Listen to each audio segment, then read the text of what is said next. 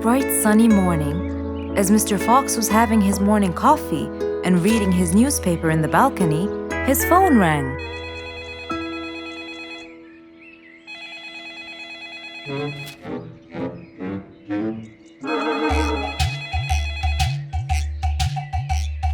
Who could it be so early in the morning? Hello?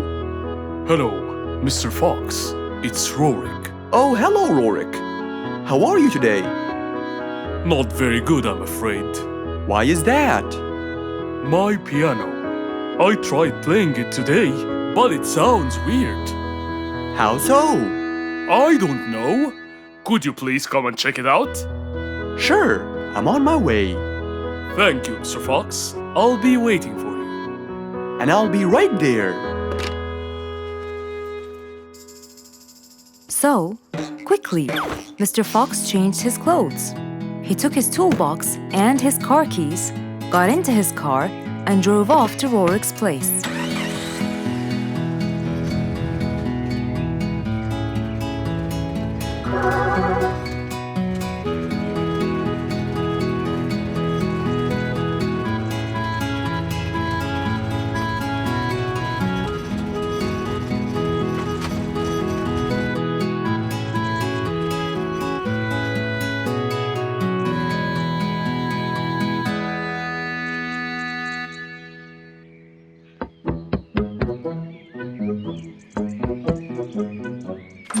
Hello, Mr. Fox. One moment, please. Your Majesty, Mr. Fox has just arrived. Of course. Let him in. Come in, Mr. Fox. His Majesty is waiting for you. Good morning, Rorik. I came right away. Oh, you're here, Mr. Fox. Please help me with my piano. It's the only thing that comforts me. Don't worry, Rorik. I'll see what I can do. Mr. Fox started to check the piano. He tried playing a few notes. What is it, Mr. Fox? Is it broken? Mr. Fox, please answer me. It sounds horrible. It's not broken, Rorik. It just needs tuning. Do I have to buy a new one?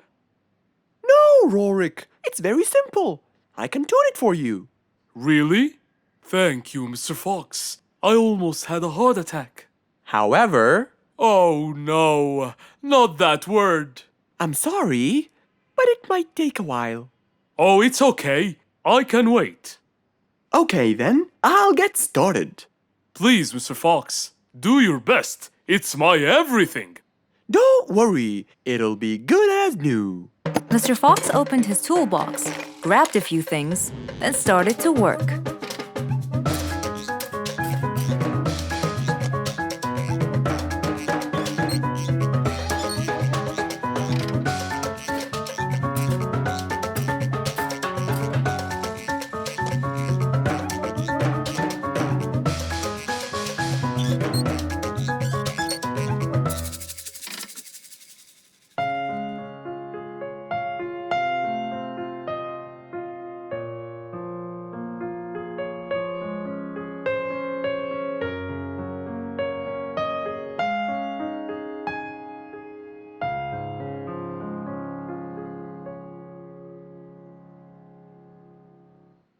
Beautiful.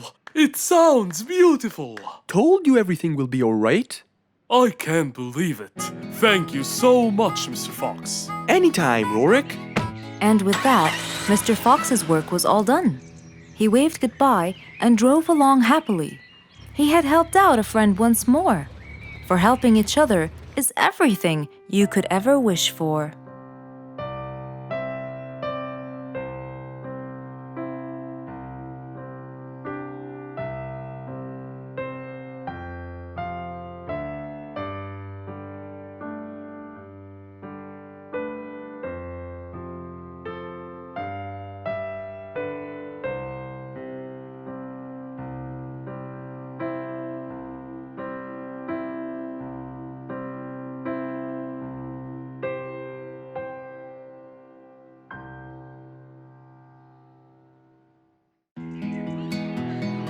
An autumn windy day. It was Jumbo's birthday. He was dancing and playing with his friends, hoping this day would never end.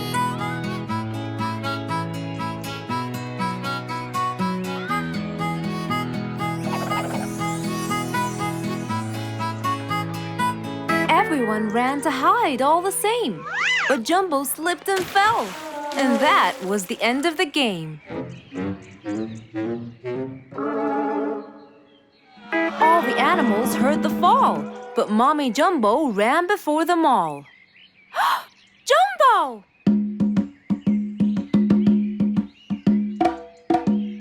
Oh, Jumbo. Combo, you have to take him to Mr. Fox immediately. So, without further delay, off to Mr. Fox's house they hurried away.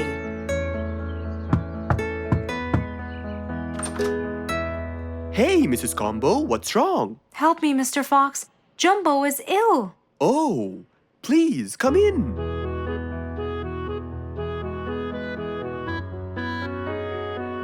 You look cold, Jumbo. I'll get you something hot to drink. Thank you, Mr. Fox.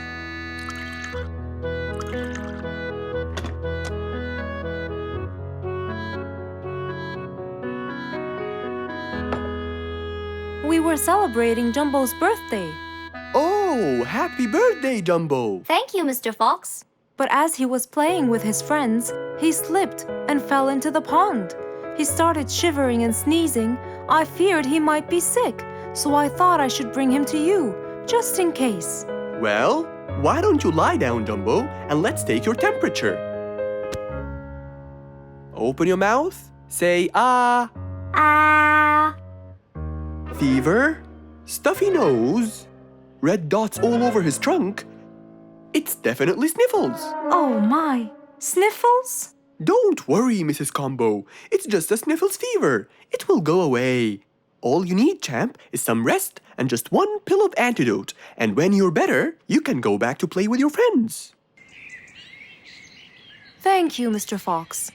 After thanking Mr. Fox, Mrs. Combo took Jumbo back home to let him rest.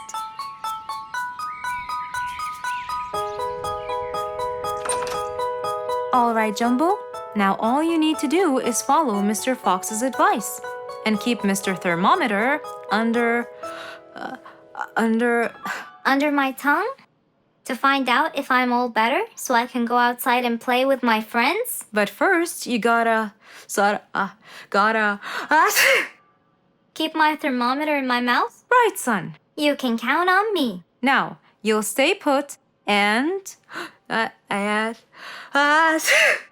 oh, sorry. Call me when it beeps.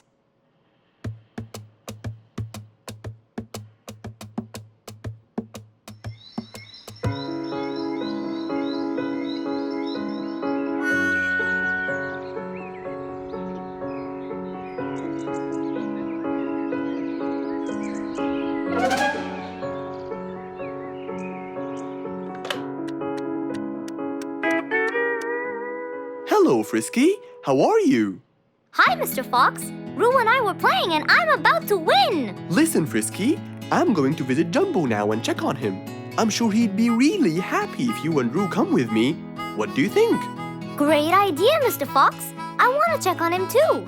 We'll meet you there.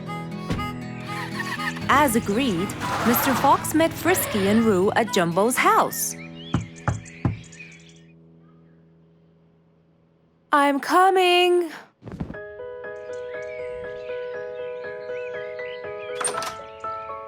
Hello, Mrs. Combo. We came to check on Jumbo. I hope he's feeling better now. Why, yes, Mr. Fox. Come in, everyone. Hey, Jumbo! I came to check on you. And I brought your friends along too. Are you feeling better now? Hi, Mr. Fox. Hi, guys. Hey, Jumbo. How are you feeling? Well, I feel better, but... Well, we need to take your temperature one more time, Jumbo. Is it time? It's time, all right? What does it say? Well, let's see. Your temperature is, oh. Your temperature is just fine and dandy, Jumbo. You're not sick anymore. You are A-okay. Yes! Now we can go outside and play. But first, I need to tell Mom. Mom? Mom? Where could she be? She's not in the kitchen. Mom! She's not in the living room. I wonder where she is. I'm here, in the bedroom. Mom? Are you okay? I think I might have caught a case of sniffles too. Don't worry, dear. I'll be fine. Now why don't you go out and play hopscotch with your friends? I'll join you when I get better. But Mom, I won't be happy if I go to play and leave you here all by yourself. I'll be only thinking of you. So, what do you think you should do, little Jumbo? I have to sit here and take care of you, Mommy. You always take care of me when I get sick. I'll take care of you and never leave you alone. Oh, I love you more than anything in the whole wide world, Jumbo. Now it's time to take your temperature. Right, Mr. Fox? You're absolutely right, Jumbo. So rather than go out to play, by his mother's side, he decided to stay.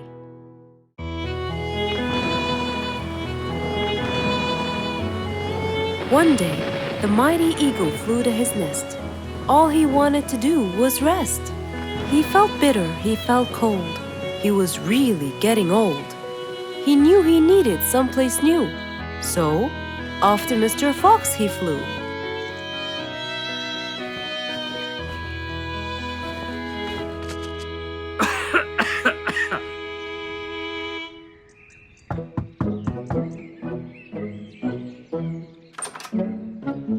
Oh, hello, Mr. Eagle. You look so tired. Please, come in. Thank you, Mr. Fox.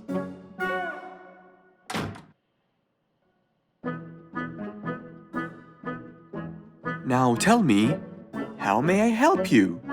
Mr. Fox, I spent years in prosperity and glory, but I'm old now and tired. I can't live out there alone in that cold weather. Where do you live, Mr. Eagle? By the mountain top. I see. The wind is strong there. I bet you catch a flu every now and then. Well, I didn't used to, but that's all in the past. Now I'm old and weary. I'm not what I used to be.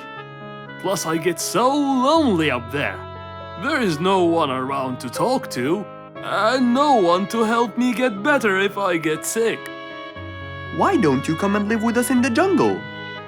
I looked around, but I couldn't find the right place for my huge nest. I'm too old to build a new one, and I can't really stay in someone's home. Mr. Fox kept thinking for a while. What could he do to help his dear old friend?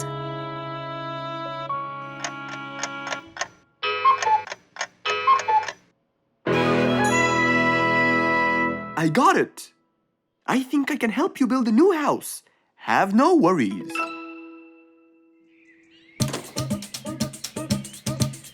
Mr. Fox quickly grabbed his toolbox and hopped into his car. He drove through the jungle while Mr. Eagle flew above him. He stopped in front of a tree that looked both old and firm, right in the middle of the jungle. Lots of animals and birds lived around here. What a beautiful place, Mr. Fox. Wait till you see what I have in mind for you. Mr. Fox started to work. He put a ladder against the tree and counted the steps up. 1, 2, 3, 4, 5, 6, 7, 8, 9, and 10. When he reached the tree branches, he opened his toolbox and took out some wooden plates. Then he started putting them together. All I need now is some nails to make sure everything would be A-okay.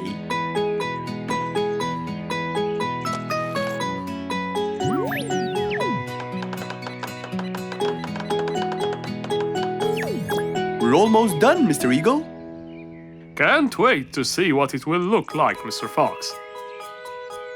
Oh my! What a wonderful treehouse! And it's all yours, Mr. Eagle. My own home. I can't believe it. Thank you so much, Mr. Fox. You're most welcome. As Mr. Eagle got inside his new house and closed the door, he felt a happiness like never before. He knew Mr. Fox's idea was truly the best, for there was comfort, there was warmth. He felt really blessed. One day, the whole jungle decided to celebrate their new king, Rorik the lion. He was young, active, and picky, and known for his loving spirit. After his coronation, King Rorik moved to his new mansion and started to check it out.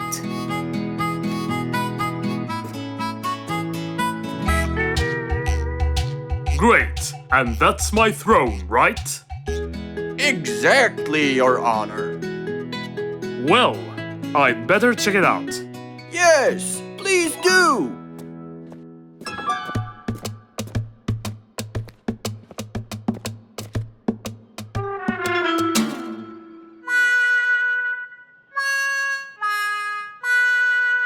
Ah, timber! That's too uncomfortable. But Your Honor, it was made especially for you. Not good enough. With a sad look on his face, Timber went to call Mr. Fox and ask him for help. Meanwhile, Mr. Fox had just finished his morning exercises and was heading back home.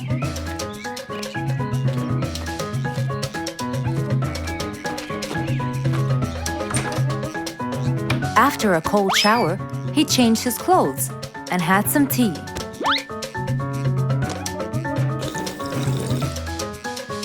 Then, he quickly read about the king's coronation in the newspaper.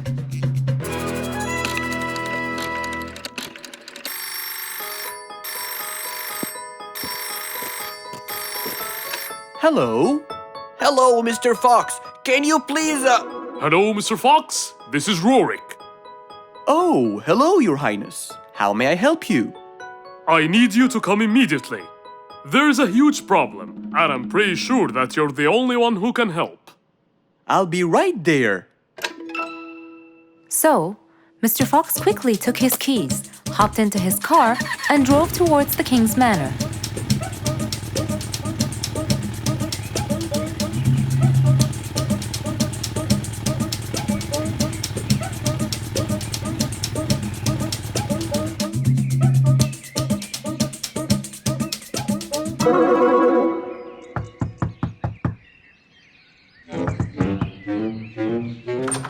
Hello, Mr. Fox. One moment, please.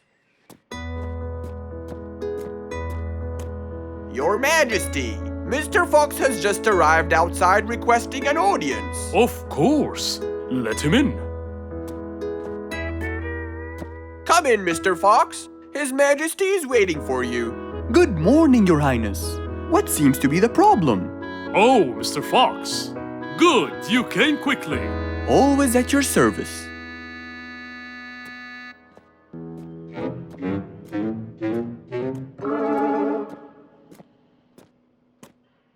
Well, I was at my coronation, and I thought I would check out my throne. But unfortunately, I felt too uncomfortable. Can you believe that I'm gonna rule the jungle on an uncomfortable throne? But I hear it was carved out of the best kind of stone.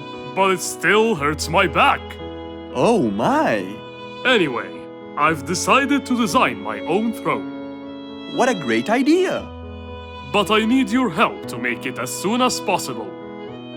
It will be my pleasure, Your Highness.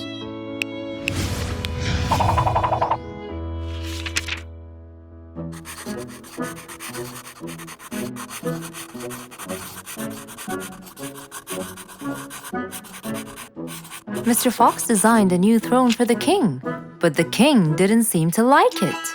I know just the thing for you. Mr. Fox took his tape measure and got to work.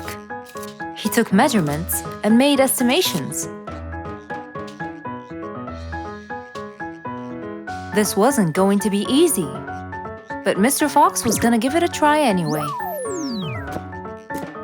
He hopped into his car and took off for the jungle store.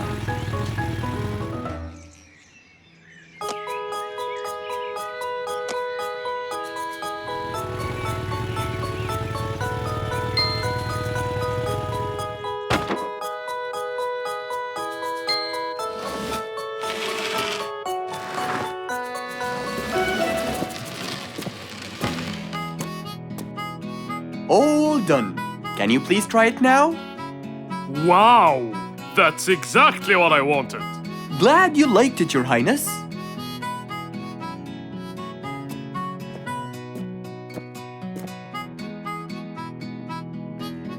And there you have it, the new King of the Jungle.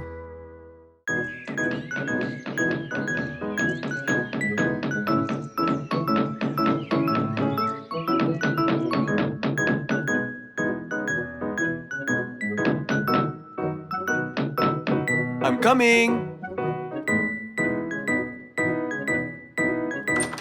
Good morning, Mr. Fox. Hello, my friends. Come on, let's go to the backyard. We can't wait to hear the rest of the story. Slow down. I can't understand you. I'll tell you, Mr. Fox.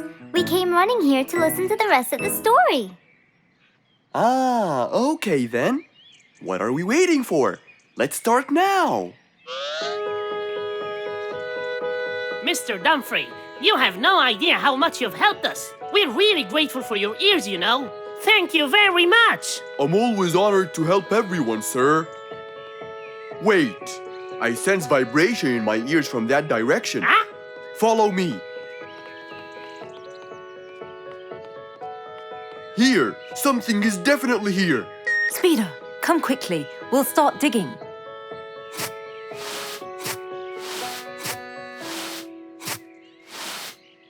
Speeder, wait!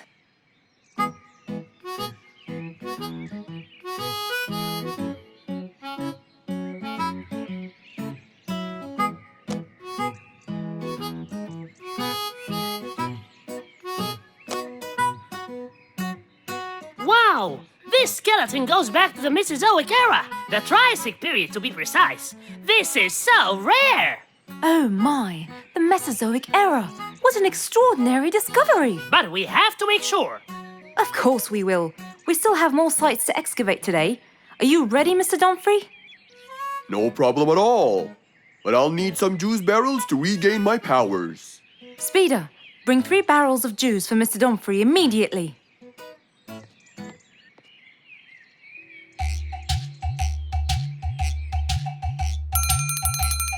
Come on in. I'm glad that I have this high table here. Oh, sorry, you can't stand and talk. You have to sit down to look at my teeth. Well, I really hope that your teeth will help me make the right decision. Don't worry at all. I'm here for your own welfare and saving. I hope so, Mr. Lucky.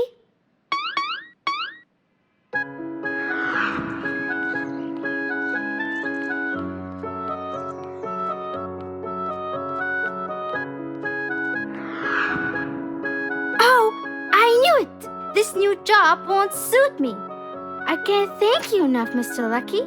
You saved me from a lot of trouble. You're a very important person in our jungle. No problem. I believe I was gifted to protect and help the people. If I didn't live up to the gift, it might be taken away from me. It was nice meeting you, Mr. Lucky. I'm sure you're gonna save lots of people as you did for me. Number 82, please come in.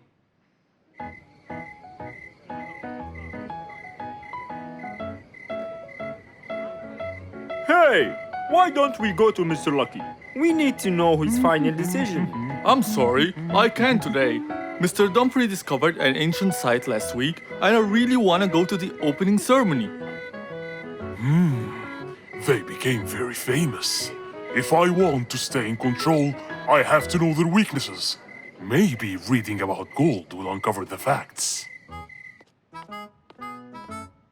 Hello, Fangs! Long time no see!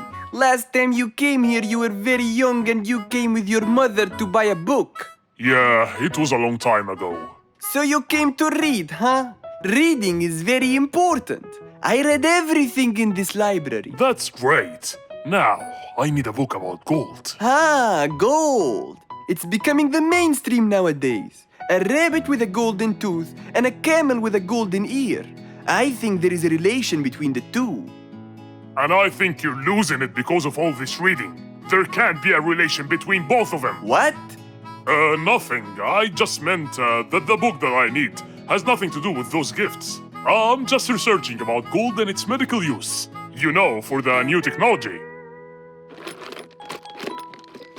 There it is, Mr. Gold Researcher. Thank you.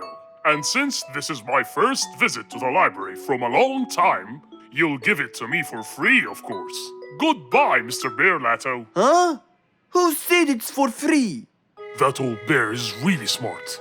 It must be the reading that made him understand the connection between the two gifts. I think reading makes you understand a lot of stuff and gives you knowledge. Fortunately, not many people read in the jungle.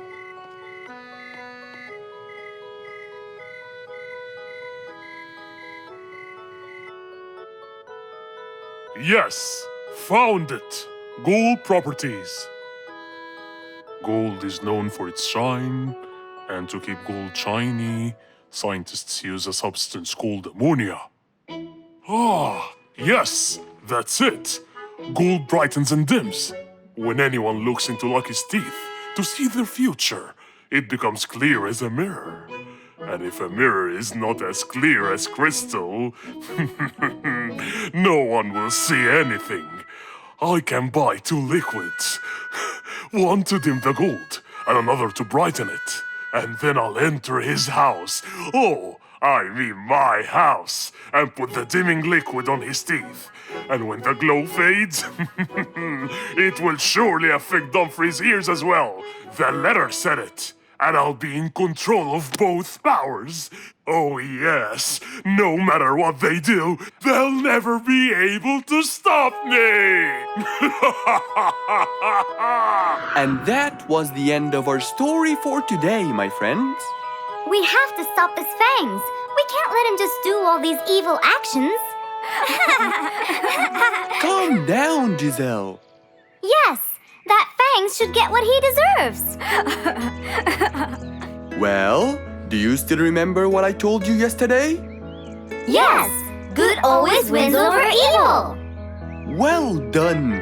But don't be late next time.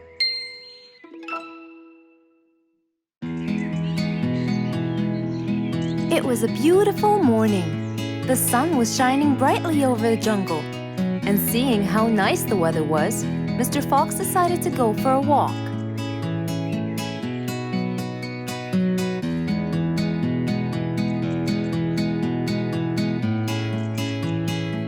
The birds were twittering, the bees were humming, and the flowers smelled pretty.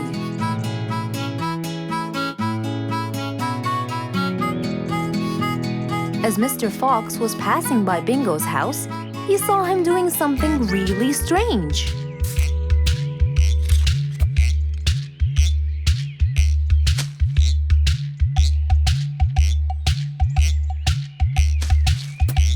Bingo! What are you doing? I'm storing my favorite fruits to eat during the winter. But you can't just bury them. They'll soon rot. But what can I do, Mr. Fox? They only grow in the summer, and I love to eat them so much. Mr. Fox thought about it for a while.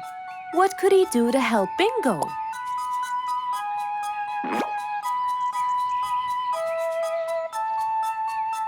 Don't worry, Bingo. I think I have an idea. Really? What is it? You'll have to wait and see. I'll just run to my workshop, and I'll be back before you know it. Okay.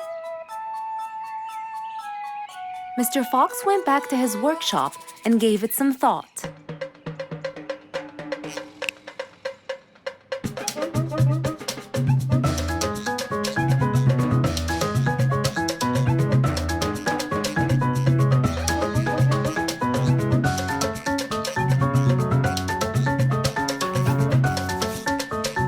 After calculating all the details, he started to gather the things that he needed.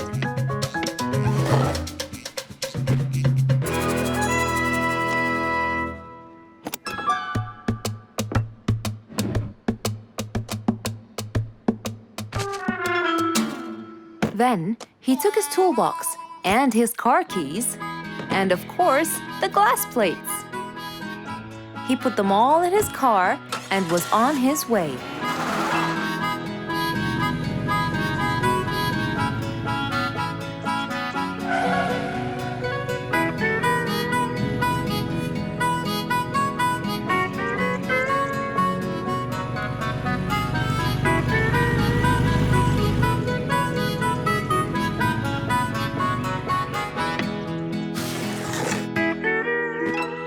What's all this for? It's a surprise. I can't wait!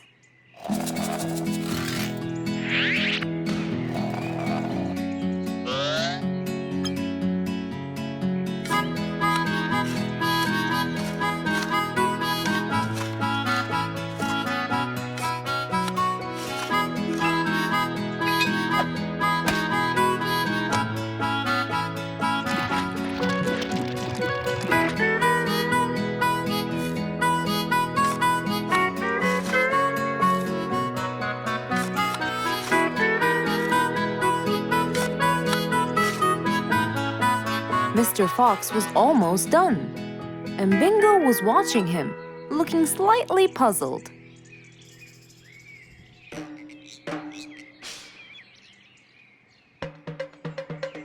Here you go. You'll never miss pineapples again. So I can store them in here? No. You'll grow them in there.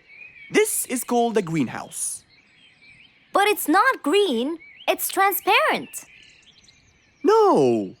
It's called green because we can grow green plants and fruits inside it whenever we want. Oh, so now I can have pineapples whenever I want? Yup. Anytime you want. Awesome! Thank you, Mr. Fox. Glad I could help. Here, this is for you, Mr. Fox. It's the best one I've got. Oh, that's very nice of you, Bingo. I love pineapples. Now you and I can eat them anytime we want. After helping out his friend, Mr. Fox went back to enjoy the rest of his day.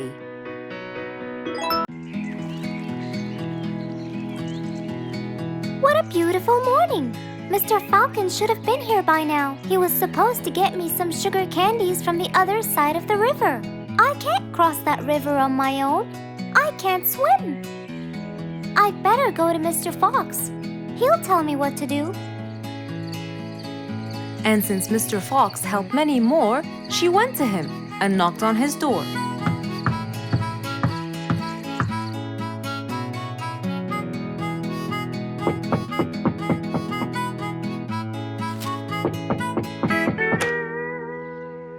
Who's there?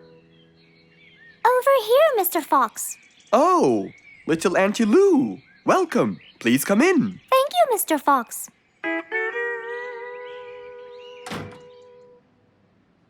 What can I do for you?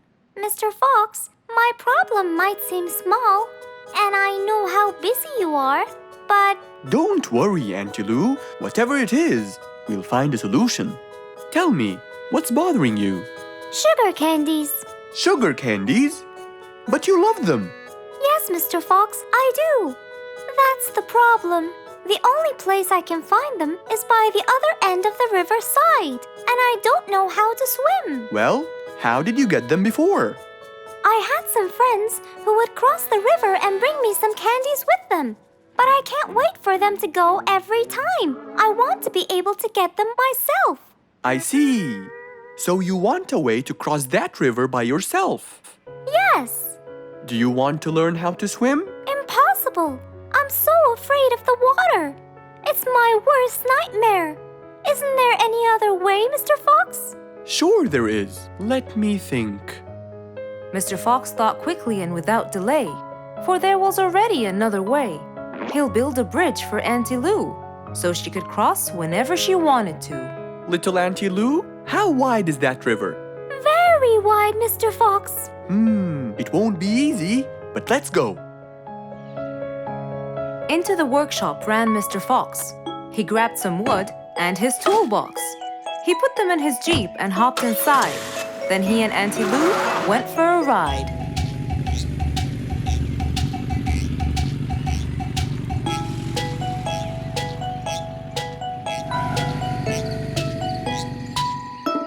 Little Auntie Lou, that's not a very wide river. But it is to me, Mr. Fox. You're only saying that because you're too big. Maybe you're right. Little Auntie Lou, let's get started.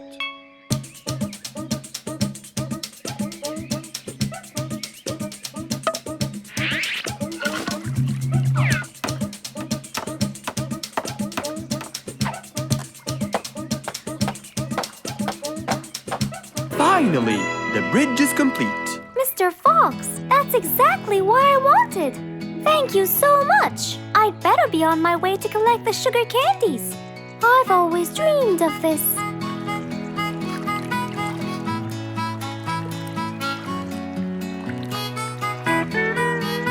Enjoy the candy, little Auntie Lou. After giving his friend a happy end to the day, Mr. Fox took his car and carefully drove away.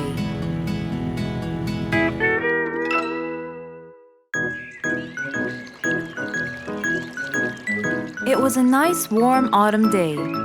Mr. Fox was doing his morning exercises, sit-ups, push-ups, and running on the jungle track. A very refreshing start to the day. But then, unexpectedly, fog started to form, stopping any plans to enjoy the beautiful weather. Why is there fog covering the whole jungle? This is really strange. It's been happening a lot lately. I really hope everyone's all right. I should head home now.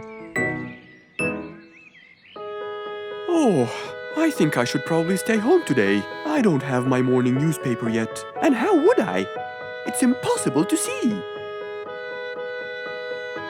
Aha! Wait a minute. I'll try calling Mr. Falcon. He'll definitely tell me what's going on.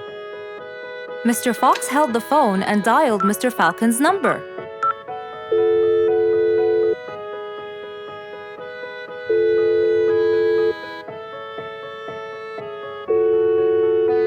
Oddly enough, there was no answer. I guess he's not home. Maybe I can reach him on his walkie-talkie. As Mr. Fox went to look for his walkie-talkie, he heard a loud knock on the door. Huh? I thought everyone stayed home in this weather. Who could it be? Puzzled, Mr. Fox went to open the door. He was taken by surprise. It was Jack the horse. He stood there holding a briefcase and looking smart. Jack was a very busy business horse. He was always rushing to keep a tight schedule. But today, something seemed off. He looked like something was bothering him. Oh, Jack, what a nice surprise! It's been a long time since we met.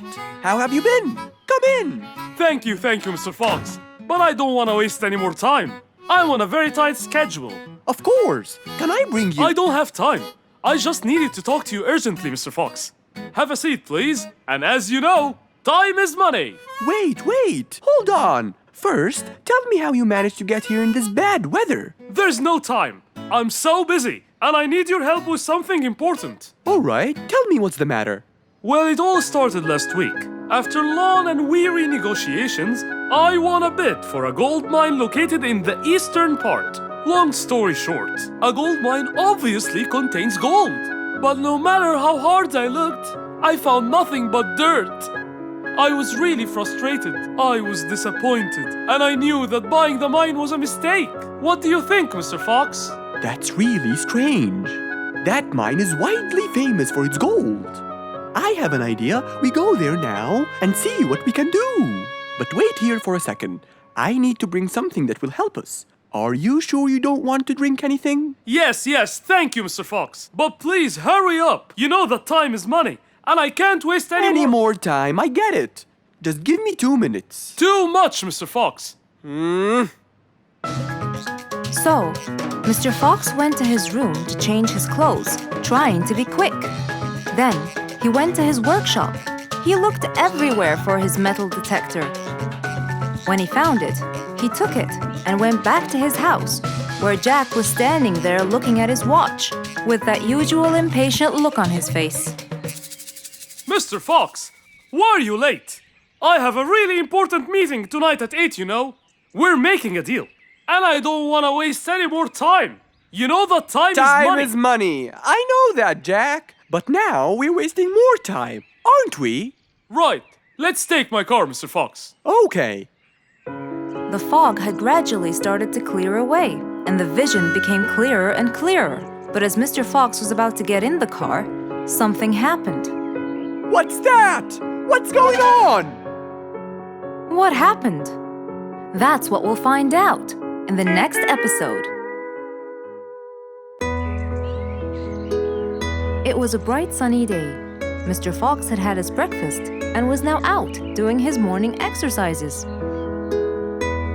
It was then when he saw Woody, who was passing by. Ah, Woody, how are you? Haven't seen you in a while. I really missed you. I'm fine, Mr. Fox. I really missed you. I hope you're doing great. Why does he look so sad? I hope nothing bad has happened. You look a bit down, Woody. Is everything all right? Are you okay? Oh, Mr. Fox, I really need your help with an urgent matter. Don't you worry, my friend. Big or small, every problem has a solution. I assure you, everything will be all right. Oh, I know, Mr. Fox. I can always count on you. Let's go inside. I'll get you something to drink, and then we can sit down and you can tell me all about your problem. Let's go. Woody followed Mr. Fox to his house. There, Mr. Fox prepared something special for Woody to help make him feel better.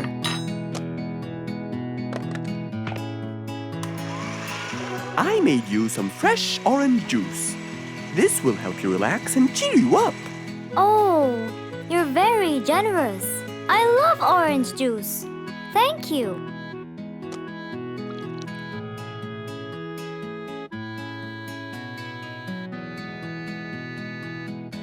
Mr. Fox, I'm really sorry to bother you over and over again, but I had no choice. Oh, no worries, my friend. You know, Mr. Fox, I'm the jungle carpenter. My business has been growing recently, and now I have many customers. Yes, you're a hard worker. You deserve it. I used to build boats for fishermen. I got famous for my skills, especially after I built Nate the fisherman the boat of his dreams. He went and told everyone in the jungle about it. They overwhelmed me with requests. That's fantastic. I'm really glad to hear that. But Nate came to me yesterday and asked if I could build him a ship. One big enough for him and all his friends, as he is planning to go on a fishing trip. It's for a special trip, he said. Yes, I've heard about that. Well, the problem is, I've never built a ship before, and I have no clue what kind of wood I'm supposed to use. I don't know what to do. How will I build him the ship he needs without the proper wood? Will you help me, Mr. Fox? Whoa, that's a serious problem. I'm gonna have to look through my books. Well, you're never too old to learn something new. I could use some time. I'll call you as soon as I find a solution. I will be waiting for your call. I know you'll be able to help me, Mr. Fox. After Woody left, Mr. Fox started his researches on shipbuilding.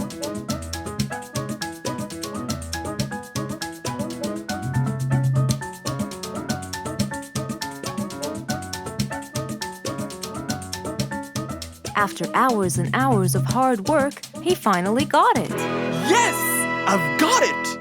But what did he get? We'll find out in the next episode. Who can you always count on? They're always there when you're feeling down, ready to draw a smile and remove that frown. They make a bad day so much better, especially if you share toys and play games together.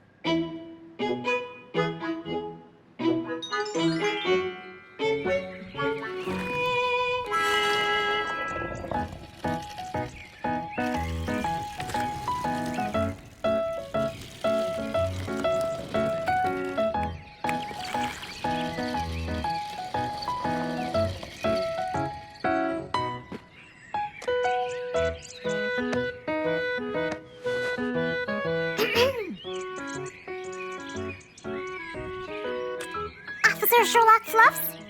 I'm with you, Officer Poppy Holmes. I think we're moving in the wrong direction. You might be right, Officer Poppy Holmes. I can see footsteps in the opposite direction.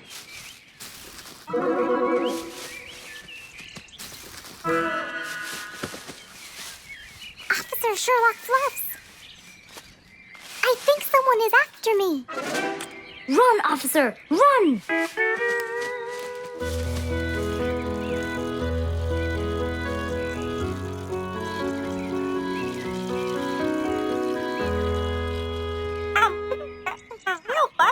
What do you mean?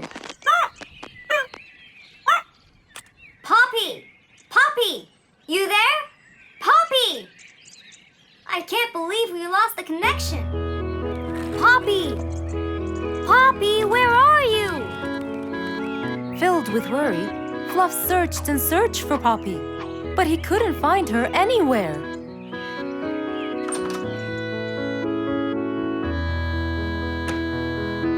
Hey there, Fluffy.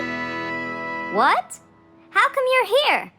I thought you'd eventually come home. What happened to your walkie-talkie? It's not working. But we just got it. I know! I was looking everywhere for you. Aw, Fluffsy, were you worried about me? Stop it! We need to fix this thing. Do you have any idea how? Hello? You're the smart one. But I'm not much into technology. You know that. At least take a look at it. I did, before you came. I got nothing, really. Should we go over to Mr. Fox? I think we should. Let me change first.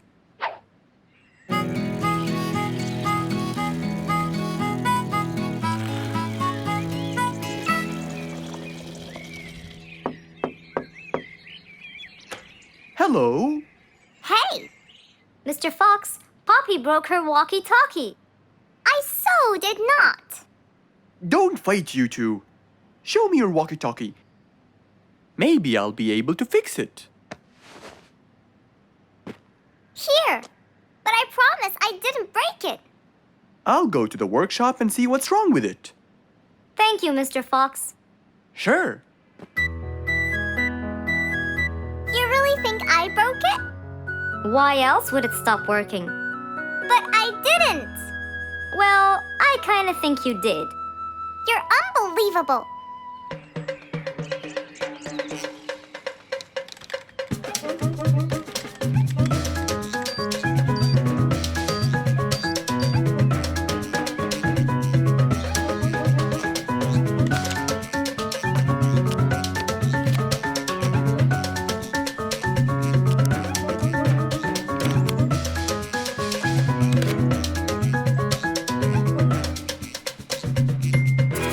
It's working just fine. I told you. Well, it wasn't before. I tried it. I know it wasn't, but now it is. See, Poppy, you did break it. And Mr. Fox fixed it. It wasn't broken, Fluffs. It just ran out of batteries. I'm sorry, Pops. Never mind. I was worried about you, though. I know. I have a wonderful brother. Brothers and sisters may fight every now and then, but at the end of the day, they're still best friends. It was a beautiful morning. The sun was shining brightly over the jungle. And seeing how nice the weather was, Mr. Fox decided to go for a walk.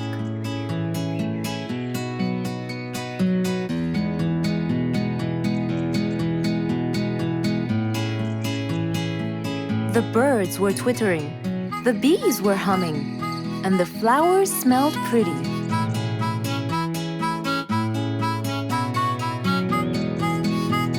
As Mr. Fox was passing by Bingo's house, he saw him doing something really strange.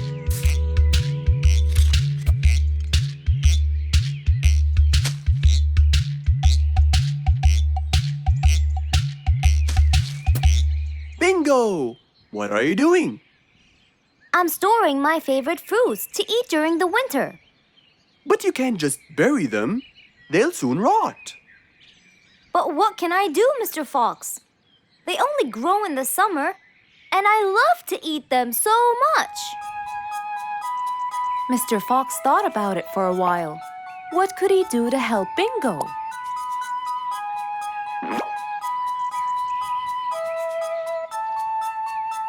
Don't worry, Bingo.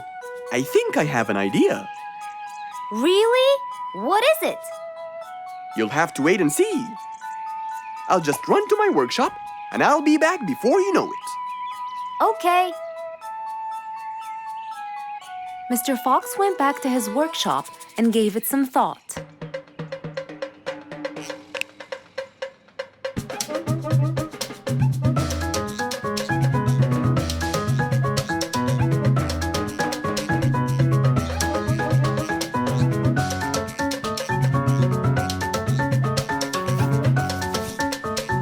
After calculating all the details, he started to gather the things that he needed.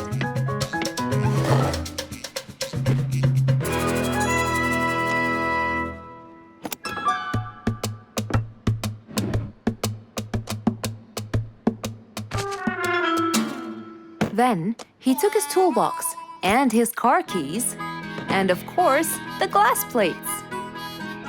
He put them all in his car and was on his way.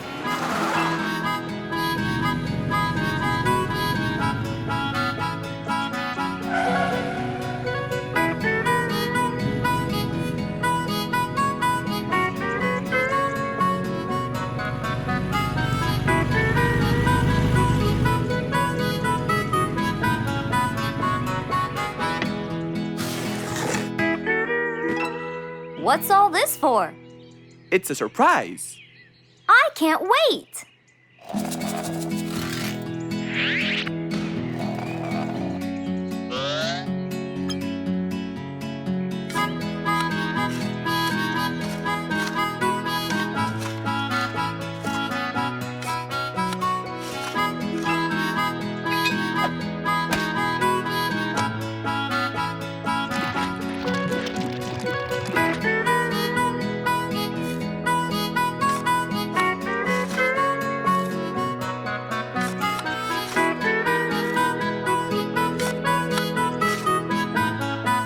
Mr. Fox was almost done, and Bingo was watching him, looking slightly puzzled.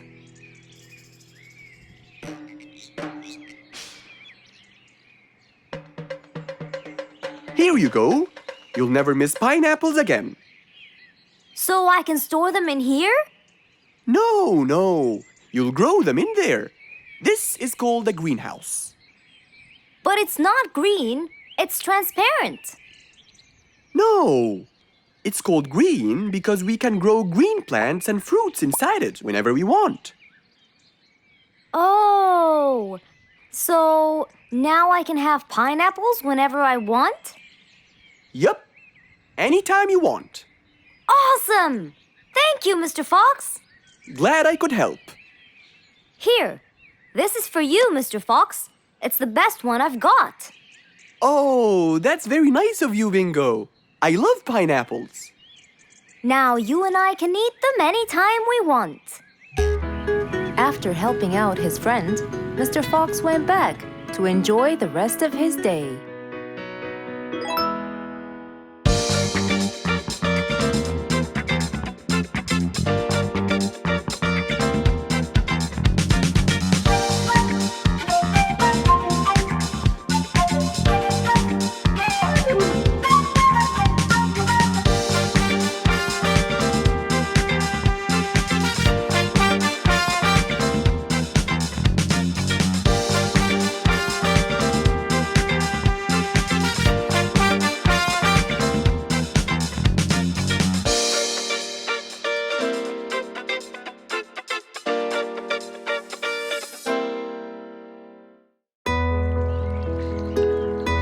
Rose stood in front of her painting stand, holding a few colors in her hand.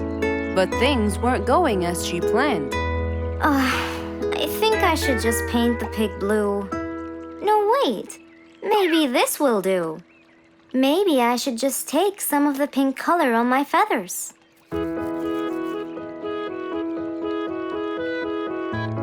This isn't working.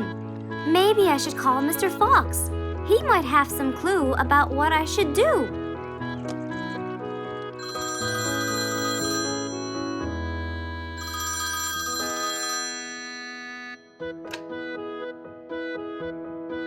Hello?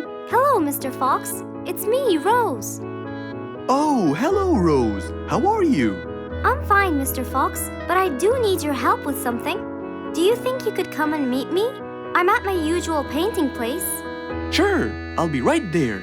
So, without a moment to lose, Mr. Fox got ready, got into his car, and drove off to where Rose was painting.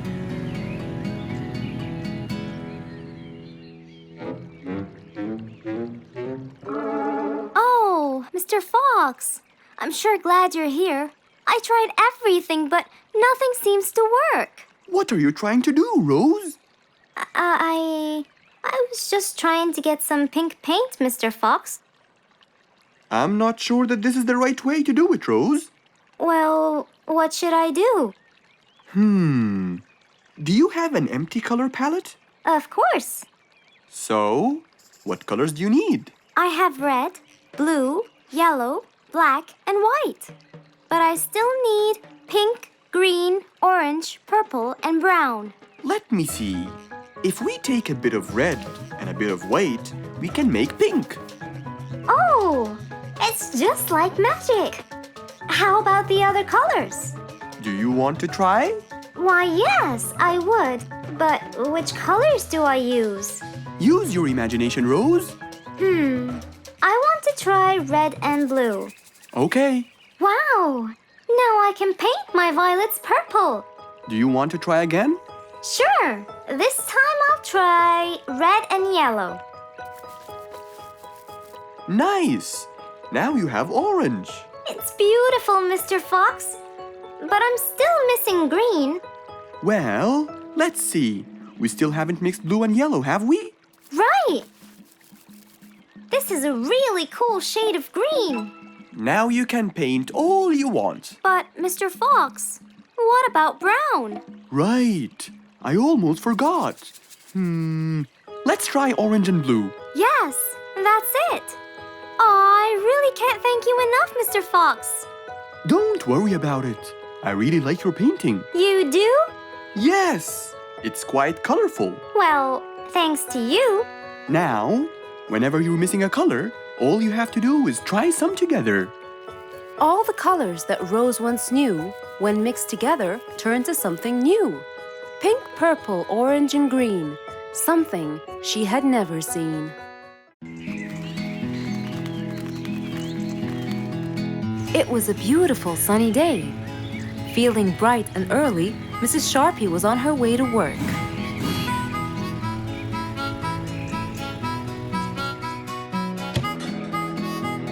Good morning, Sharpie. Good morning, Emma.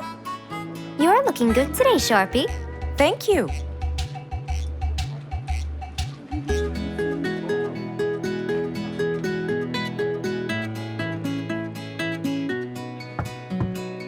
Come in.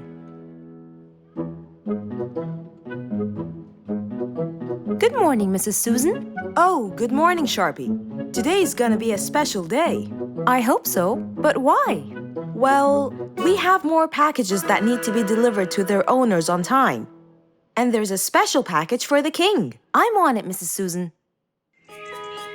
After piling them all up, Mrs. Sharpie went to deliver the packages.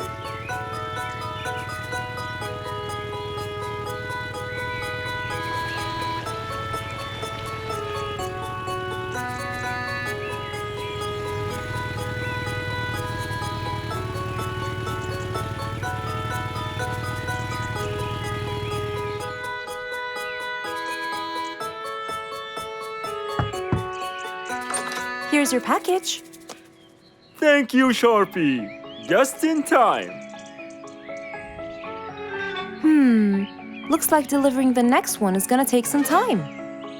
After safely delivering the package to Mr. Camel, Mrs. Sharpie took off to the opposite side of the jungle to deliver a package for Mrs. Deer.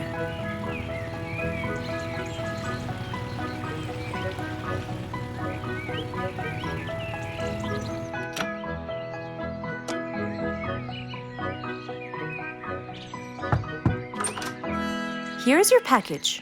Thank you. But why were you late? I waited all morning. Next was Mrs. Bird's package, and that was south of the jungle. That was very tiring for Mrs. Sharpie.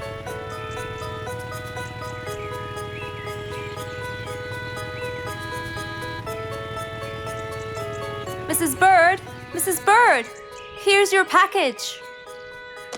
I thought you weren't coming. Thanks anyway.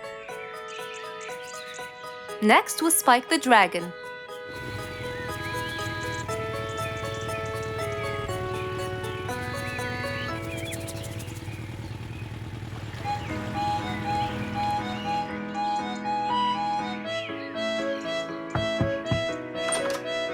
Here's your package. I never thought you'd be late. Oh no! It's the last package I'm delivering today. I hope the king is not too upset that I'm late. Worried and a little scared, Mrs. Sharpie took off to deliver the last package. She was already late as it is. The last package was intended for the king, and after being all over the jungle, will she be able to make it in time? Here you go, Mr. Timber. This package is for the king. Thank you, Sharpie. But the king was worried and a bit upset. Why? Well, he had to wait all day for this package. You're not usually late, Sharpie. He was very upset. My sincerest apologies. I'll be more careful next time. Mrs. Sharpie was very tired and really upset. Having to deliver packages all over the jungle was no minor task. So, she decided to go to Mr. Fox and ask for his help. Oh, hello, Mrs. Sharpie. How have you been? I'm not good at all, Mr. Fox. You have to help me. What happened? I've got a lot of letters and packages, and I keep flying east and west all over the jungle. This won't do, Mr. Fox. I'm so tired. Oh, Mrs. Sharpie, you do look exhausted. Please come in and we'll figure this out together. Would you like a cup of hot chocolate? No, I just want to find a solution, Mr. Fox. Okay. Tell me what the problem is exactly. I get too much letters, so I fly to deliver them. I find that the first letter should be delivered to the western part of the jungle, so I fly and deliver it, just to find that the next one is in the eastern part of the jungle. And when I fly and deliver it there, I find that the one after it is in the north. And after that, it's west again. And it's all driving me crazy. Calm down, Mrs. Sharpie. There must be a solution to all of this. That's why I came to you. I kept thinking and thinking, but they come in packages. And I must deliver them all in one day. So how can I do that? Don't worry, Mrs. Sharpie. We'll sort this out. Sort? Sort! That's it! Why don't you sort them out from the very beginning, Mrs. Sharpie? What do you mean by sorting them out?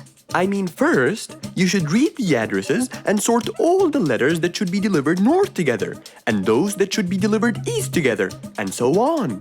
And then I'd finish all the north letters together, and the east, and then the south, and then the west, right? Precisely. That's a great idea, Mr. Fox. Thank you so much. Wait, where are you going? I have letters to sort out. Thank you, Mr. Fox. Glad I was able to help you, Mrs. Sharpie. Goodbye.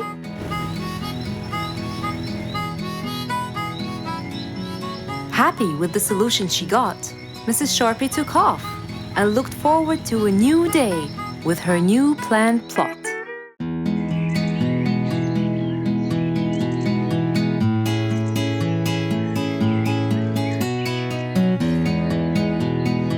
Spike the Dragon always bragged about how good he was at photography. And all he wanted was just one little chance to prove to everyone how talented he was. It didn't take long before someone actually recommended him to be the official photographer of King Rorik the Lion's birthday party.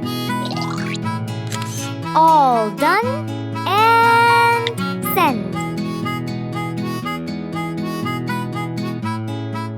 Wow! That's a nice picture! Now we know who'll be our photographer. And immediately, Mr. Tiger sent a message to Spike. Oh! Finally, someone recommended me! I won't let them down. I promise. And so, Spike started to train and practice some more. His pictures were beautiful, and he felt so happy. Everything went well until the morning of the party.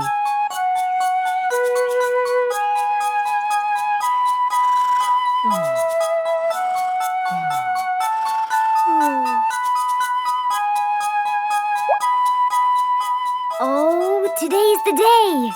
Finally! Maybe I should train some more.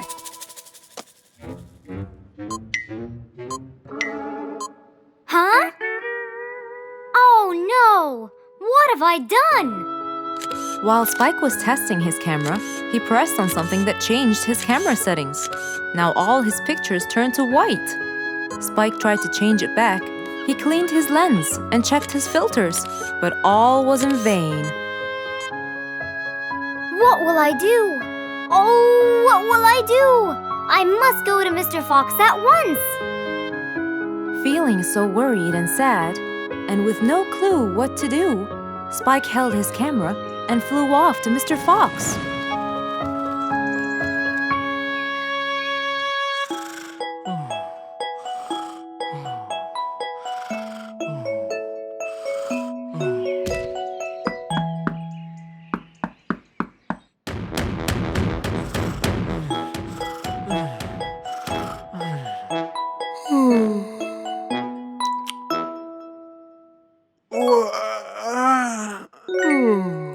Who could it be this early?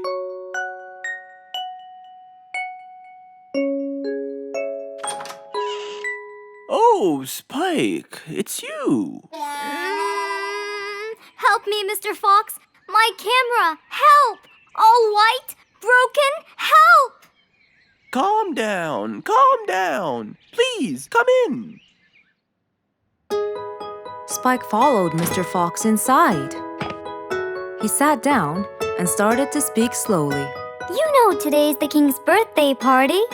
Yes, and you've been hired as the official photographer. Congratulations, Spike. Oh, Mr. Fox, it would soon be condolences. What? Why? My camera. It's broken. Broken? Yes, I woke up early today and tried to check it. But I found that every picture I take becomes white. Have you checked the lens? Yes, and I re-cleaned them to be sure. But it's no use. And the filter? Everything. The lens and the filter. Can I take a look at it? Mr. Fox held the camera and started to check the settings. Where could I buy another one now? Do you have a professional or digital one? I don't think you'll need it, Spike. I'll go straight to prison, right? No, it wouldn't be fair to send the most talented photographer to prison. They'll all laugh at me. Are you sure about that?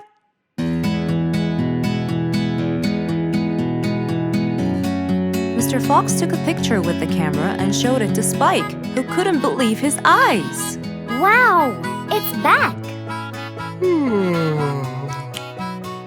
What was wrong with it? Looks like you accidentally increased the gamma. Oh, I forgot to check that. Thank you, Mr. Fox.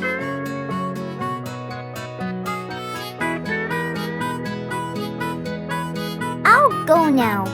See you at the party. That would be awesome. With that, Spike walked out of Mr. Fox's place. He went back home with a smile on his face.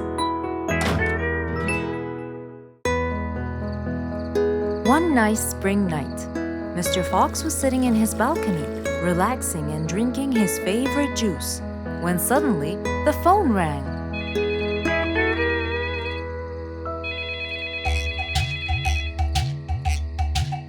He wondered who would be calling him this time of night.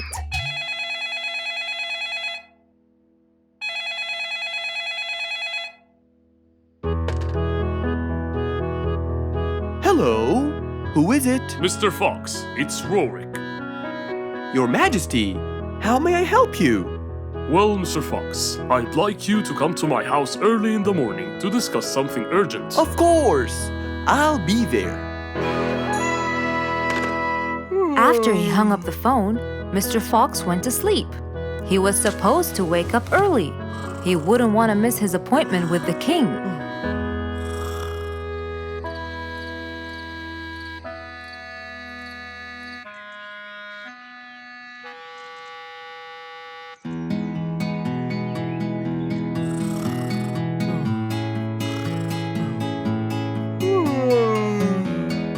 Early next morning, Mr. Fox woke up and went to wash his face. After that, he got dressed and was all ready for his appointment with the king. He got into his car and drove off.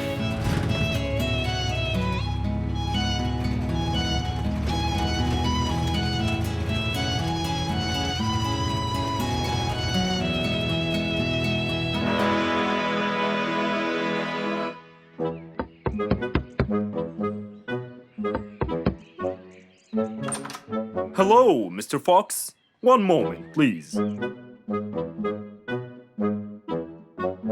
Your Majesty, Mr. Fox has just arrived. May he come in? Of course. Let him in. Come in, Mr. Fox. His Majesty is waiting for you. Good morning, Your Majesty. Hope I'm not late. No. You're always on time. How are you, Mr. Fox? I'm fine. And how's our little Frisky? He's fine. A little mischief every now and then. You can never get him to stay in one place. But thanks to your bracelet, we can always find him. Saved us a lot of trouble. It's my pleasure. So tell me about this urgent matter. As you know, our jungle's population has been increasing lately. Indeed, our population has increased. Yes, but it's getting harder to summon them all to the meeting every time. That's why I called you, Mr. Fox. I need you to figure out a way for me to reach all the animals at the same time. Let me see. I need to think this through. That's okay, Mr. Fox. But please, don't take too much time. Don't you worry, Your Majesty. I will find a solution by tomorrow. As Mr. Fox got into his car to get back home, he thought all the while about the king's request. How could he help the king with his problem?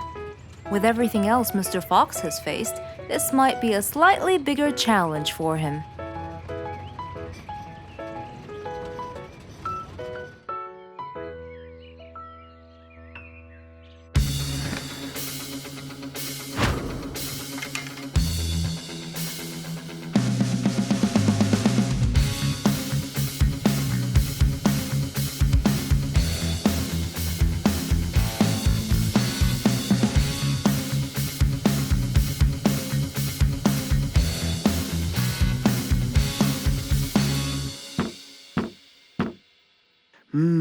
This is more challenging than I thought. Maybe a short break will help. Mr. Fox went back to his house and sat on his sofa. Since he can't think anymore about the king's request, he thought it would be great just to relax and watch his favorite TV show. Everything was peaceful and quiet. But then suddenly, I got it! Mr. Fox rushed back to his workshop. He quickly designed a new device. He carried the new device to his car, and off he went to King Rorik's place.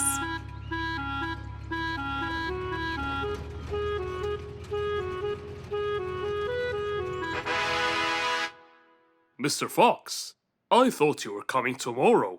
Did you solve my problem? Yes, Your Majesty. This is a solution to your problem. That's great! But what's that, Mr. Fox? This is a megaphone. I made it specially for you. Every time you need to meet the animals, all you have to do is roar into it. Mr. Fox, you're a genius! But be careful. It's powerful. So make sure that no one is around you when you use it. Of course! I can't thank you enough, Mr. Fox. You're a great asset to all of us. It's my pleasure, Your Majesty.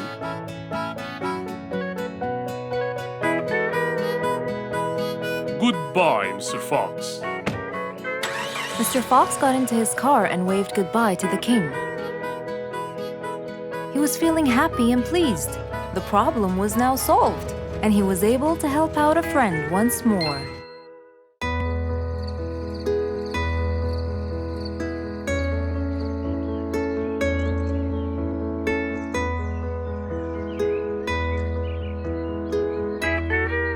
It was a bright, early morning. Mr. Fox woke up and went to wash his face.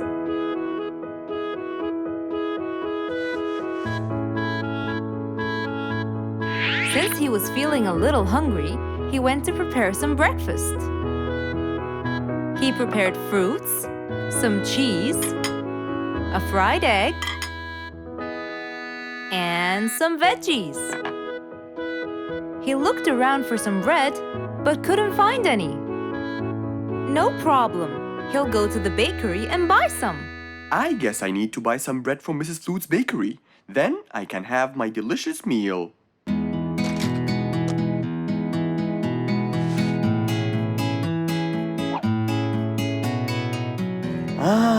I'm very hungry. I'm sure glad the bakery is close by. I won't be needing my car.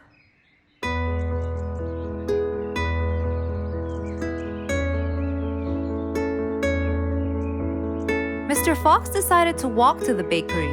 He really enjoyed the early morning breeze. And on his way... Good morning, Mr. Fox! Oh, Mr. Falcon! How are you? Are you getting enough sleep? Yes! I can sleep most anywhere now, and it's all thanks to you, Mr. Fox! Glad to hear that, my friend. See you around.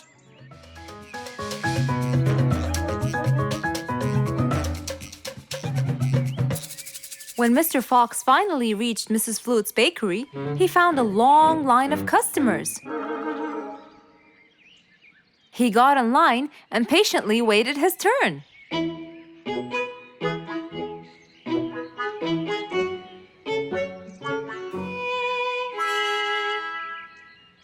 Wow! Looks like everyone wants bread. Slowly, the line was moving up, and Mr. Fox got closer and closer till he finally reached the counter, where a very tired Mrs. Flutes was waiting. He was her last customer. Hello, Mr. Fox. Here you go. Hello, Mrs. Flutes. You look really tired. Yes, Mr. Fox, it's becoming more and more exhausting. Why? The number of customers has increased lately after I upgraded both the bakery and the quality of the bread that I produce. That's great. I know it's great, Mr. Fox, but the thing is, the rate of bread production is really low. Well, compared to the number of customers, that is. But why is the rate of production low? Well, Mr. Fox, grinding the wheat takes loads of time and effort. Sometimes it takes over a day or so. That's basically why everything else gets delayed. What should we do to solve this problem? Okay, Mrs. Flutes, I will head home now and eat my breakfast and try to think of a solution. And I'd like you to pass by my house tonight. I'm sure I'd figure something out by then. Really, Mr. Fox? I can't wait to hear your solution. I'll come by your house as soon as I get off work. Okay, see you later, Miss Flutes. See you later, Mr. Fox. Mr. Fox went back home to have his breakfast. Miss Flute's bakery is truly the best. I have to solve this problem or she won't be selling any more delicious bread.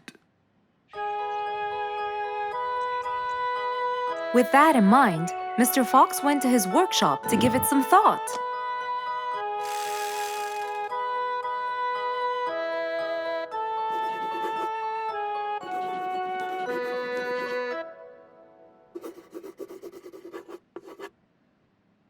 Finally, he had a great idea.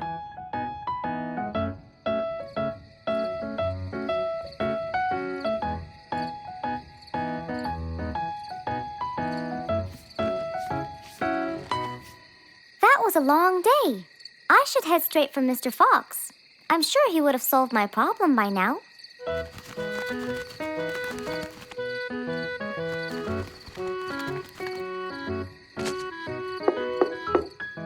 That must be Miss Flutes. Hello, Miss Flutes. Come inside. Hello. Were you able to find a solution to my problem, Mr. Fox? Well, why don't you try this new invention? A new invention for me? That's right. I made it specially for you. That's wonderful. It's a grinding machine to help you grind wheat quickly. Brilliant. But how will it help me? This machine is used to increase the rate of grinding the wheat, which is used to make the bread. So you can use it to grind a whole kilogram in no more than 5 minutes. And with that, the amount of time needed will decrease, and you won't be too exhausted. I'm really grateful to you, Mr. Fox. I have no words to express my gratitude. Friends help each other, Miss Flutes. You're really kind and generous, Mr. Fox. I want you to start using this new device tomorrow, and I will call you to check in every once in a while. Okay, Mr. Fox, I will. I'll be going now. Thank you again. Goodbye, Miss Flutes, and have a good night. And so, Mr. Fox waved goodbye to Mrs. Flutes. Then, he sat on his comfortable sofa. He looked out his window and admired the jungle he lived in for so long.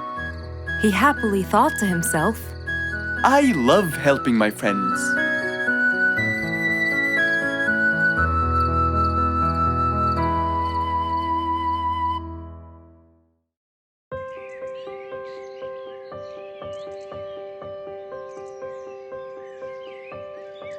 It was a beautiful spring morning. The sun was shining brightly.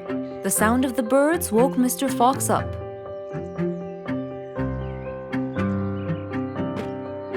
He changed his shirt, put on his tie, and his vest. Then, he drank his tea. It was delicious. After reading a shop manager ad, he got into his car and drove off.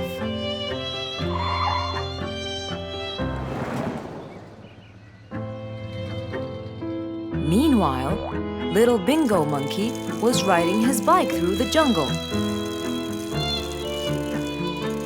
He was having loads of fun. But suddenly, the bike slipped, and little Bingo fell off. Are you okay, Bingo? Hang on, I'm coming. Yes, Mr. Fox, but my bike isn't. Oh, it looks like there's a problem with the tire. Don't worry, Bingo. I'm going to help you. Bingo, can you help me count how many nails I need? Of course. Here's 1, 2, 3, 4, 5, 6, 7, 8, 9. I think there are 9, Mr. Fox. Okay, Bingo. Let me count how many I have in my toolbox. 1, 2, 3, 4, 5, 6, 7, 8, 9. I'll get one more just in case he miscounted. So 9 plus 1. We need 10 nails. That's easy.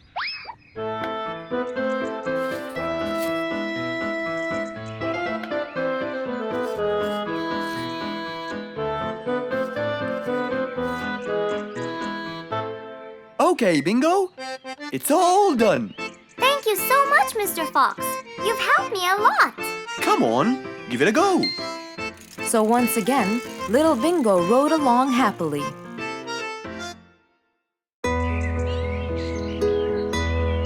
Just imagine if you woke up one day and all your food was gone. Your house was a big mess and the oven was turned on. What happened exactly? You really can't tell. But that's what happened to our friend Giselle.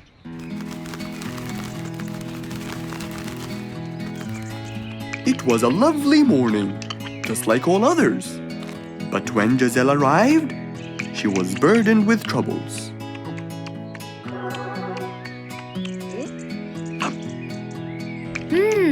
These are good. Yeah, my mom makes the best pancakes in the world. Look, it's Giselle. Hey, Giselle, come join us. Have some of these delicious pancakes. Thanks. I'm not hungry. What's wrong, Giselle? You guys, I think a thief broke into my house. What? Food has been going missing from my home, but I didn't think much of it. But the amount of food disappearing kept getting bigger and bigger. And yesterday, all of my food went missing. And there was a huge mess at my house. I even found the oven turned on. My house could have burned to the ground. Oh, I'm so sorry to hear that. Are you okay? This sounds really dangerous. What if this happens to my house next? Calm down. Whatever it is, I'm sure we can deal with it. Giselle, let's go to your house and check it out. And so, they left for Giselle's house. They had no idea what would be waiting for them. Oh dear, what a mess. Did you not hear them at all? I heard noises, but by the time I got up, they were gone. Did they take anything else other than food? No, nothing else is missing. So how do you explain all this mess? Maybe they were trying to find their way in the dark.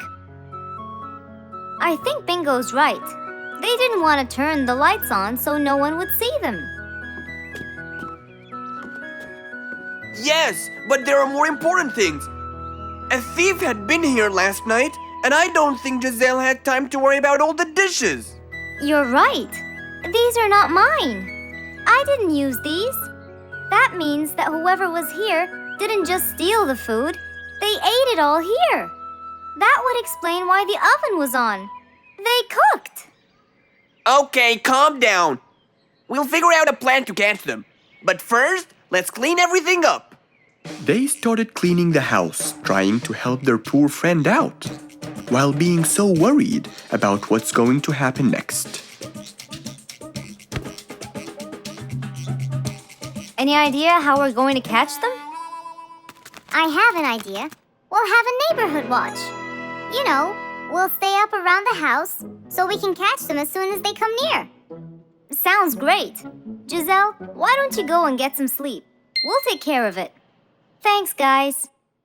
They all sat in anticipation, ready to jump on the thief without any hesitation. But hours passed by with no one in sight. They started to become very, very tired. Does anybody else feel a little bit sleepy? Yeah, and cold, and a little hungry.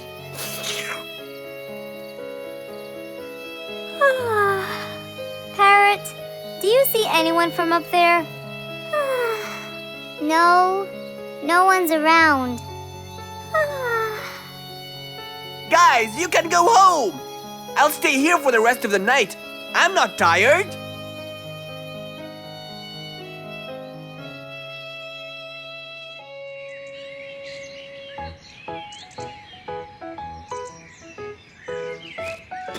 Good morning! What happened after we left? Did you see them? I heard a noise from the bushes near the house, but no one was there. They must have seen me, got scared, and ran away. Wow, you must have looked so tough. How did you get them so scared? I'll teach you guys. First, you have to stand chin up, hands on your waist, and look so focused. Then, you walk back and forth in front of the house, so they wouldn't have a chance. Don't get distracted by anything, and most importantly, Scary, a weapon! A weapon? Yes, these are mine! A salt shaker and a ladle? It's a pepper shaker. You sprinkle it in their eyes and then hit them with a ladle. Ooh, scary. Okay, I think I got it. I'm going to be on neighborhood watch duty tonight. I'll go get ready. See you all later. And so, with a big responsibility to bear, Bingo guarded the house, steady and aware.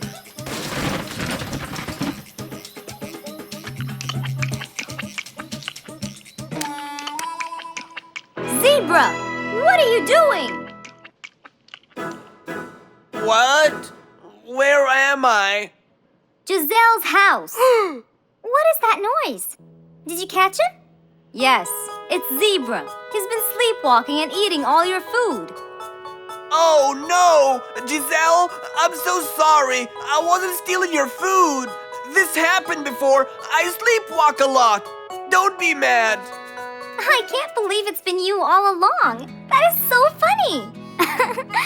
You're not going to tell everyone about it, are you? If she doesn't, I will. I knew you couldn't scare a thief away with a ladle. You could! You know what? I'm just happy Giselle is safe. I'll just go home now. I need some sleep.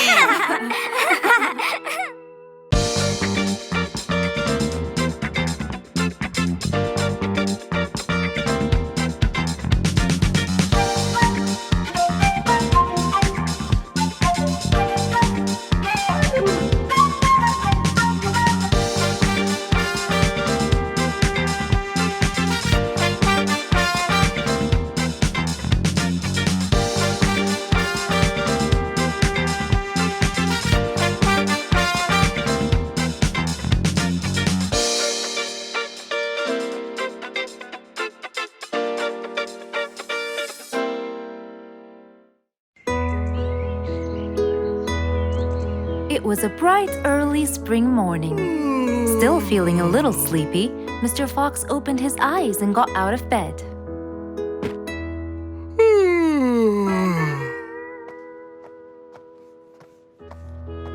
Since the weather was beautiful outside and awfully tempting, Mr. Fox decided to go for a walk in the jungle.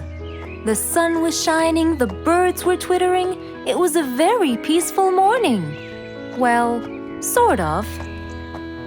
Worried that something terrible could have happened to one of the animals in the jungle, Mr. Fox sprinted towards the sound. Are you kidding me? You're the size of an air balloon! Are you making fun of my size, you piece of yolk? What? Take that back now, you... No! I'll never take it back! This was all your fault! No, it wasn't! It was yours! No! It's always your fault! Now, calm down. Oh, Mr. Fox, I'm so glad you passed by. You're the only one that could solve my problem. Solve your problem? No, Mr. Fox will solve our problem. No way! What you did was a total crime. So not true. You're the one who started it all and injured me, you big... There, calm down. And just tell me what happened. He woke me up. Slow down, one at a time. Mr. Panda, you go first. Thank you. Now, I was walking heading to my house when I realized that for me to get there, it will take me 12 minutes. And I was so tired and sleepy. So I thought about it, and I realized I should just lay here for a while and take a short nap. And just as I was starting to get comfortable, I found little chicklets screaming with the highest pitch into my ears, Mr. Fox. My ears! Can you believe that? Well, that's not a very nice thing to do, little chicklets. Why did you do that? But I didn't, Mr. Fox. And how is that? I was heading to my favorite lake, and I was walking just right behind Mr. Wicks, when all of a sudden, out of nowhere, he decided to lay down and fell to the ground and squeezed my beautiful wing. And if it wasn't for my high-pitched voice, I would have been dead by now. Well, that was pretty dangerous, Mr. Wicks. What should I do, Mr. Fox? I was really tired, and I needed my nap. So I took it. What should a panda do to take his nap? Can't you just wait till you reach your own house? Or at least look behind you before you decide to fall down. My house is 12 minutes away, and all the walking had already stolen away all my energy. I had to take a nap to recharge. I can't keep on walking forever. Then look behind you or sleep next to a tree or something. Why don't you watch where you're stepping? It was a very troubling matter indeed. The little chick almost got crushed. But Mr. Wicks didn't mean it. He was just so tired that he fell asleep. Right? Mr. Wicks, answer me. Did you intend to squeeze little Chicklet's wings? Of course I didn't. Were you aware that you were going to take a nap in the middle of the road? Actually, I vividly remember. I walked to the tree side first, but when I woke up, I found myself in the middle of the road. How many naps do you need per day? From 5 to 7, I would say. Did you take a nap before you decided to head home? Of course. Do you usually nap in between? Not always, but today I went so far from my house. I tried to hurry to nap at home, but you know, I'm too slow. Say no more. I now know the answer. Really? Yes. Worry no more, little Chicklets. From now on, Mr. Wicks will always nap at his own house. Just a second. Aha! There it is! Is that what they call caffeine? My, I didn't think it was that huge. No. It's something even better. Better than caffeine? And chocolates too.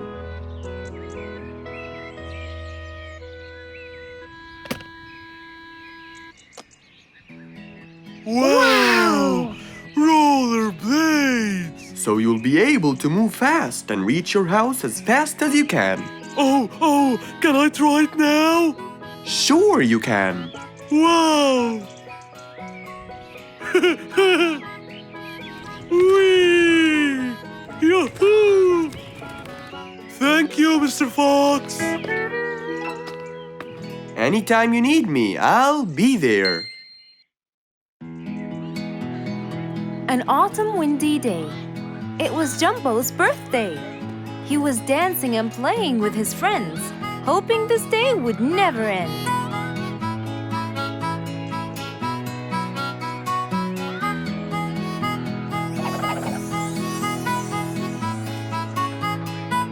Everyone ran to hide all the same, but Jumbo slipped and fell. And that was the end of the game. All the animals heard the fall, but Mommy Jumbo ran before them all. Jumbo!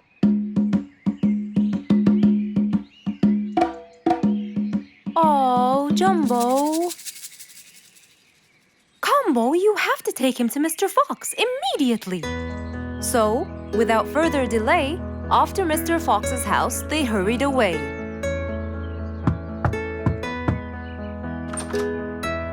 Hey, Mrs. Combo, what's wrong? Help me, Mr. Fox. Jumbo is ill. Oh, please, come in.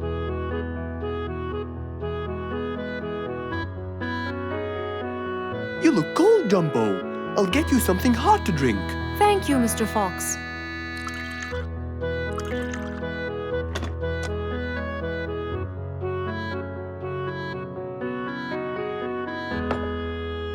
We were celebrating Jumbo's birthday.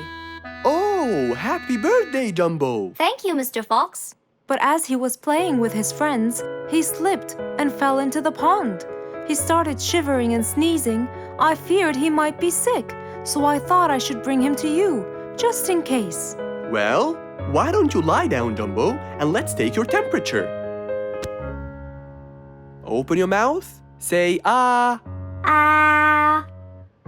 Fever, stuffy nose, red dots all over his trunk. It's definitely Sniffles. Oh my, Sniffles? Don't worry, Mrs. Combo. It's just a Sniffles fever. It will go away. All you need, champ, is some rest and just one pill of antidote. And when you're better, you can go back to play with your friends. Thank you, Mr. Fox. After thanking Mr. Fox, Mrs. Combo took Jumbo back home to let him rest.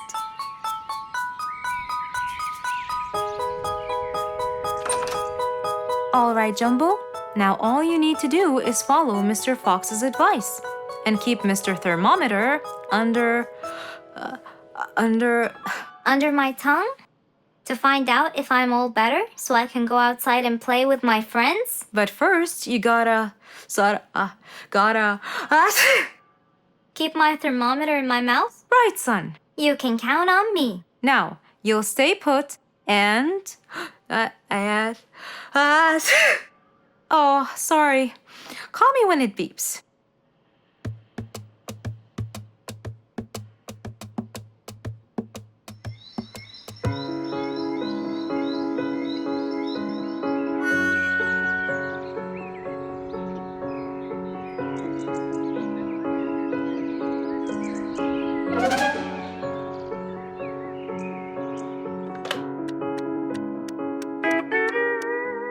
Hello, Frisky. How are you? Hi, Mr. Fox. Roo and I were playing and I'm about to win. Listen, Frisky, I'm going to visit Jumbo now and check on him. I'm sure he'd be really happy if you and Roo come with me. What do you think? Great idea, Mr. Fox. I want to check on him too. We'll meet you there.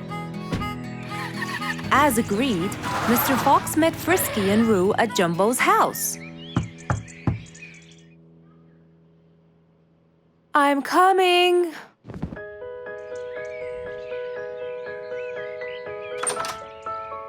Hello, Mrs. Combo. We came to check on Jumbo. I hope he's feeling better now. Why, yes, Mr. Fox. Come in, everyone. Hey, Jumbo! I came to check on you. And I brought your friends along too. Are you feeling better now? Hi, Mr. Fox. Hi, guys. Hey, Jumbo. How are you feeling? Well, I feel better, but... Well, we need to take your temperature one more time, Jumbo. Is it time? It's time, all right? What does it say? Well, let's see. Your temperature is, oh. Your temperature is just fine and dandy, Jumbo. You're not sick anymore. You are A-OK. Yes! Now we can go outside and play. But first, I need to tell Mom.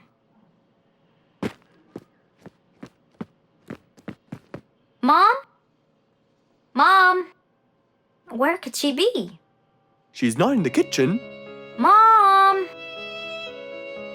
She's not in the living room. I wonder where she is. I'm here, in the bedroom. Mom? Are you okay? I think I might have caught a case of sniffles too. Don't worry, dear. I'll be fine. Now why don't you go out and play hopscotch with your friends? I'll join you when I get better. But Mom, I won't be happy if I go to play and leave you here all by yourself. I'll be only thinking of you. So, what do you think you should do, little Jumbo? I have to sit here and take care of you, Mommy. You always take care of me when I get sick. I'll take care of you and never leave you alone. Oh, I love you more than anything in the whole wide world, Jumbo. Now it's time to take your temperature. Right, Mr. Fox? You're absolutely right, Jumbo. So rather than go out to play, by his mother's side, he decided to stay.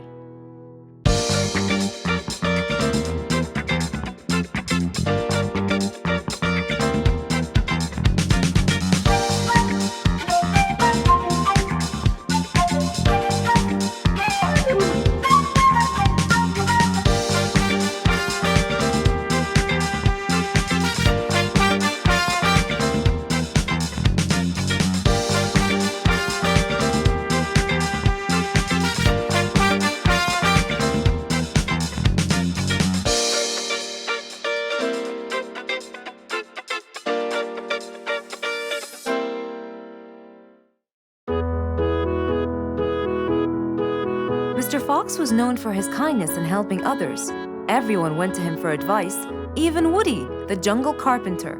After being assigned the task of building a really big ship, he went to Mr. Fox, seeking his wisdom. Mr. Fox listened carefully to what Woody had to say, and in turn, promised to help him.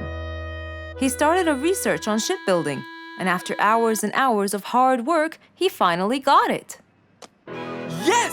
I've got it! But there is something I need to check first. Mr. Fox went for a walk in the jungle, looking carefully at every tree on his path. Then he stopped in front of one and said, Yes! That's the one!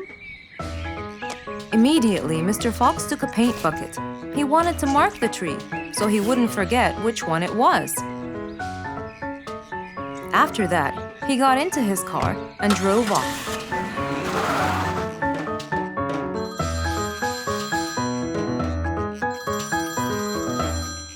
When he got home, he called Woody to tell him that he had found the perfect solution to his problem. It only took a few minutes before... Oh, Woody, right on time.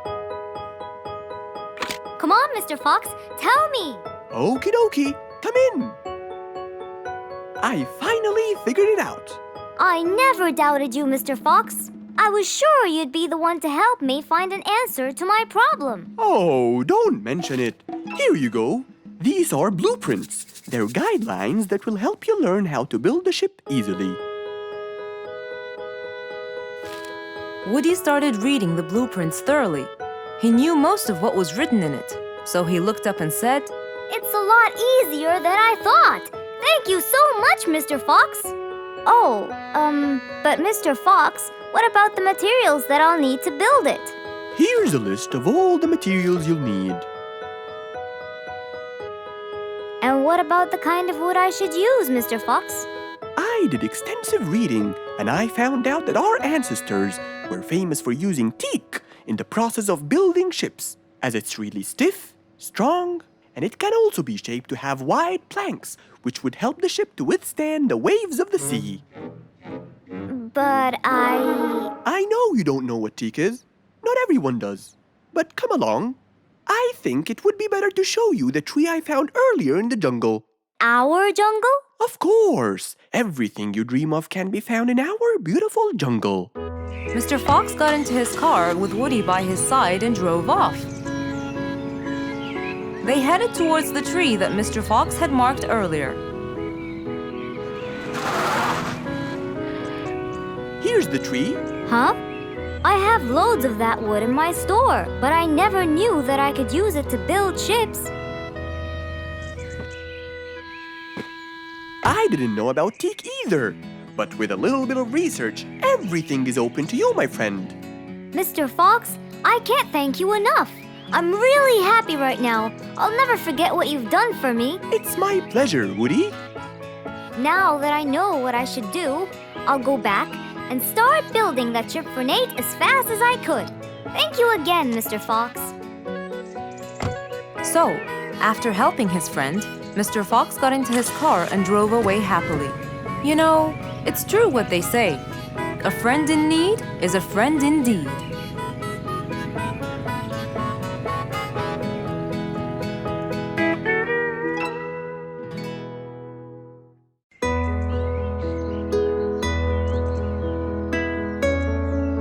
Roo is sad and looks really down. On his face, there was a frown. He had a cake, but he didn't care. And although it was his birthday, he said, Life's not fair. Thank you, Mom. You're welcome, sweetie. Are you okay? Yeah, I'm fine.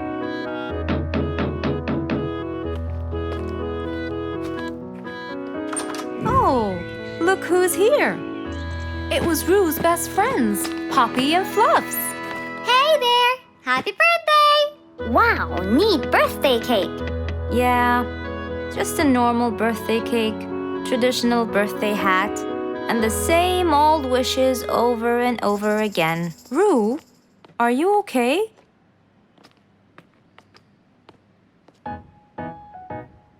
Bad timing, huh? He looks sad. I know, but the cake is still here. Oh, stop it. We have to help him feel better. It's his special day. A little bite won't hurt. Oh, sure, the cake won't hurt. But what about my fist? Fine, fine. What do you have in mind? Let's go. Where to? I know someone who can help. Mr. Fox? Duh. In an attempt to help their friend, Poppy and Fluffs went to Mr. Fox. Only he would know what to do.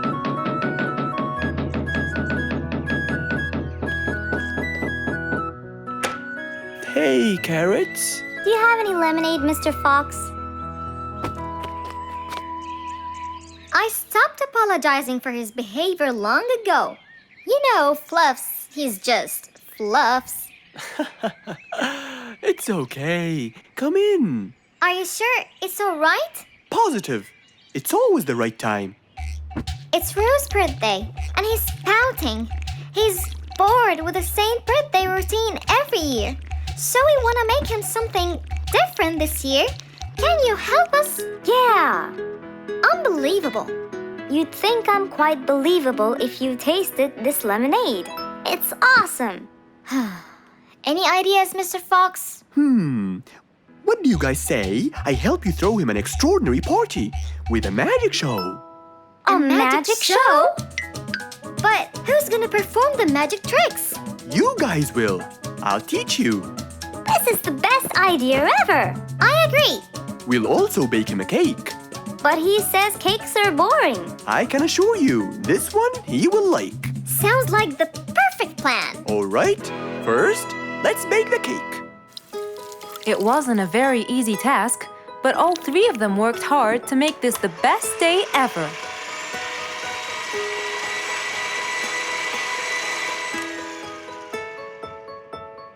This is the coolest birthday cake ever! Now for the magic tricks. We need a bottle of water left in the freezer for around 2 hours and a plate full of ice. We'll also need some food coloring and soda. I'll get the color blue. I'll get the green and the yellow. And I think I'll get the red. We are all set now, I think. Not yet. What else do we need? Invisible ink. Huh? Fluffs and I will pour it over everything, including ourselves. And you, Pops, will give Rue this magic glitter. When he sprinkles it, everything will become visible. Cool. Let's go.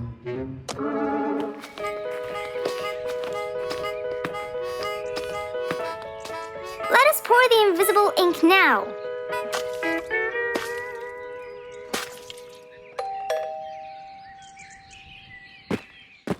Hey, Rue! Hey, What are you doing? just sitting here, bored. Well, not for long. Yeah, right.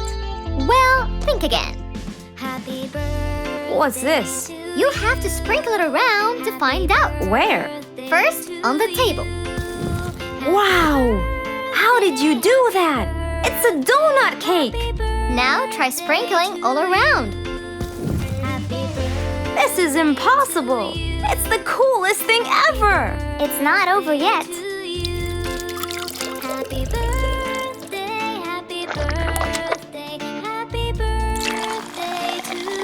I can't believe you guys did all this for me! All thanks to Mr. Fox. He was a great help. I can't believe you guys! Thanks! That's what friends are for.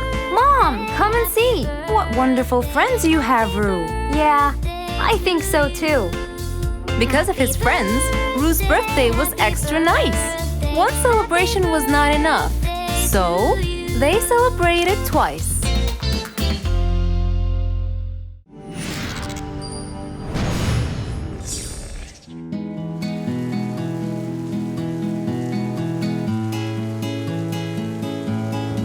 One stormy winter night, when most of the animals stayed warm in their beds and turned off the lights.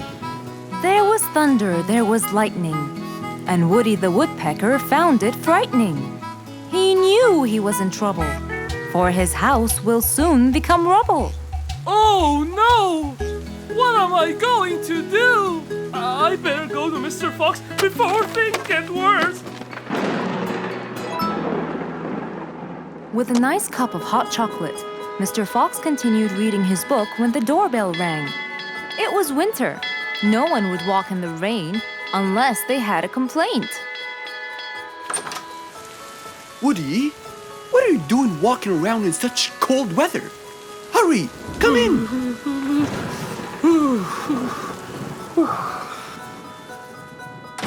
Mr. Fox, I know it's cold, and I'm sure my problems will make you feel bored, but I need your help.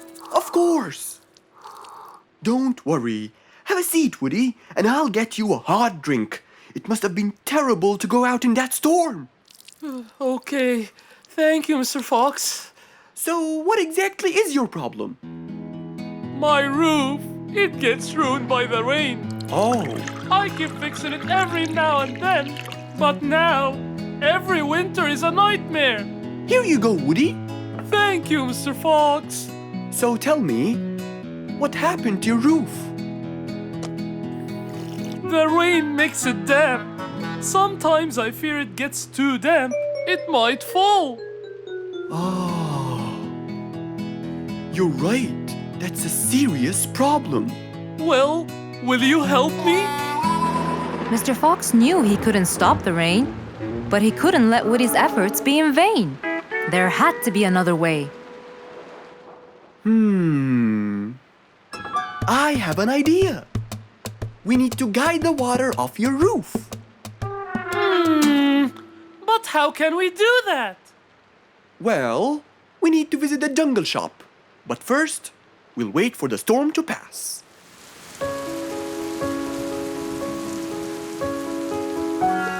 Finally, the storm faded away, revealing a bright, warm, sunny day. I think the weather is better now. Let's go, Mr. Fox. Mr. Fox and Woody hopped into the car, and off they drove to the jungle shop. So, what will we buy from here, Mr. Fox? A sloped roof. A roof? But how will we transport it? Oh, don't worry. There's a new type of roof. They sell them like, pieces of a puzzle. Oh, that's smart! Yep. Mr. Fox and Woody chose a nice big red roof. Then, off they went to Woody's house. Mr. Fox got a ladder and climbed up. He started to fix the roof from the top. Now, all we need is to put the pieces together.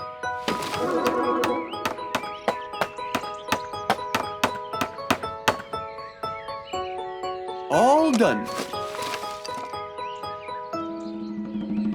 I'm coming down. Wow! It looks great!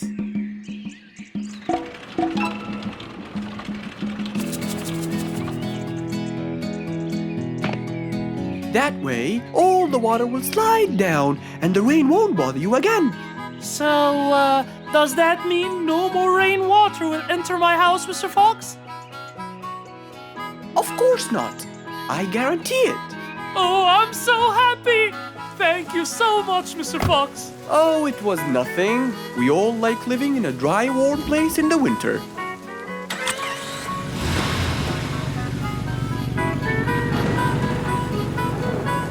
Woody thanked Mr. Fox, for now he could enjoy the warmth and comfort of his house.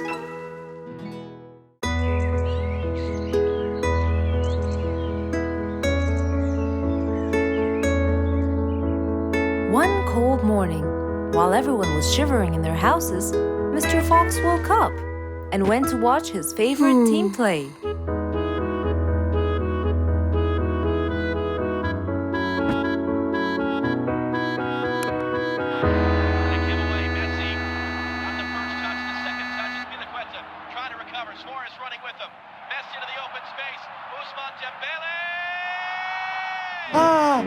He's going to win!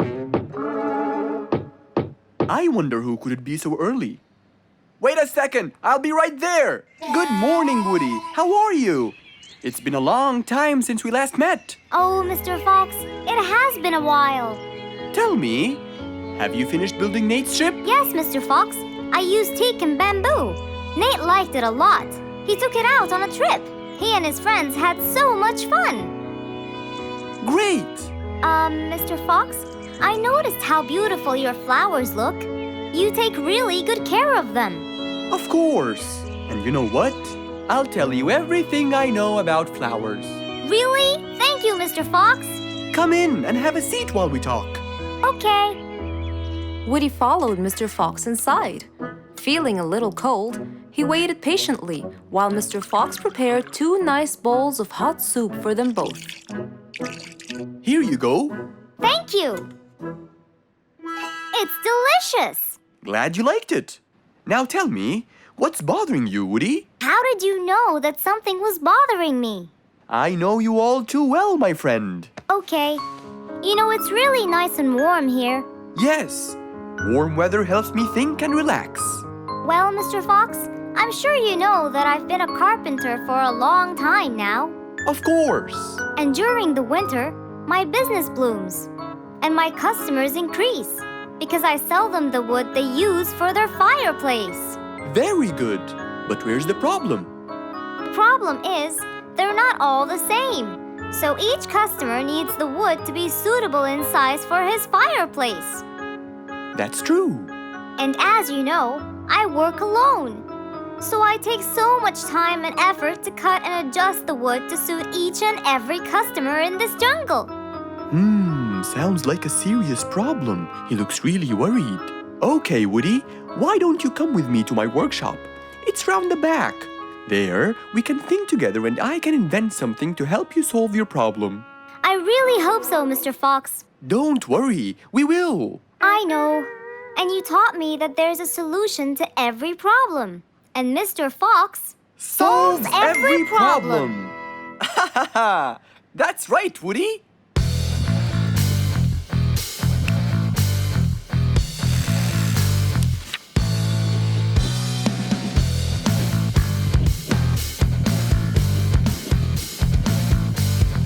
I will invent a gigantic wood-cutting machine that has the ability to choose and control the size and shape of your wood depending on what you need. What? Really? Aw, you're the best, Mr. Fox. I'm just going to need some time to build the machine. You got it, Mr. Fox. I'll go get a few things done and I'll come back. Okay, I'll see you then, Woody.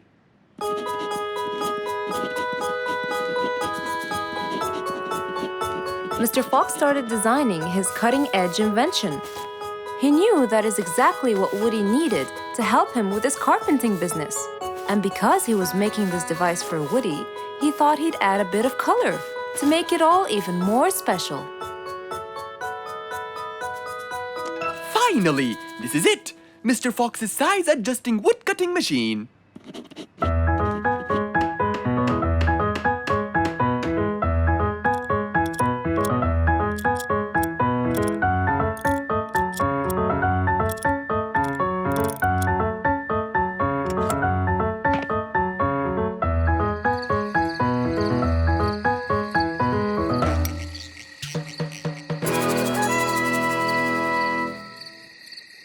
After finishing the device, Mr. Fox sat to listen to his favorite music, waiting for Woody, who came knocking on the door. Hello, Woody. You're right on time. Have you finished building the new machine for me, Mr. Fox? Of course I have. It's in my workshop. Let's go see it.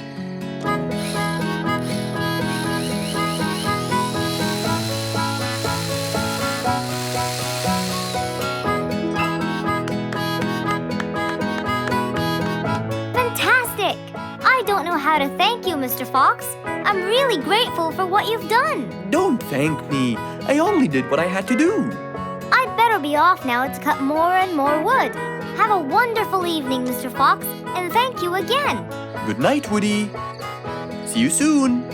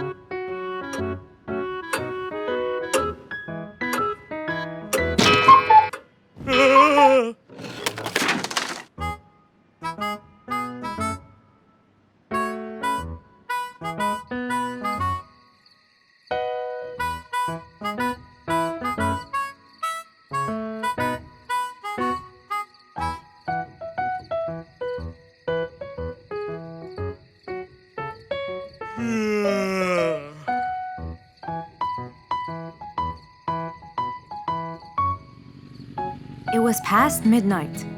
Mr. Sleeperson Koala was on his way home from work. The streets were empty and quiet. He was falling asleep. He tried really hard to keep his eyes open, when suddenly the car stopped for no reason.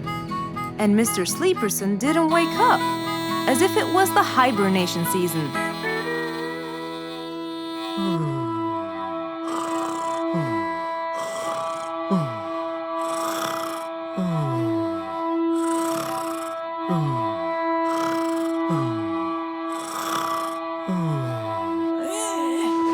What is that?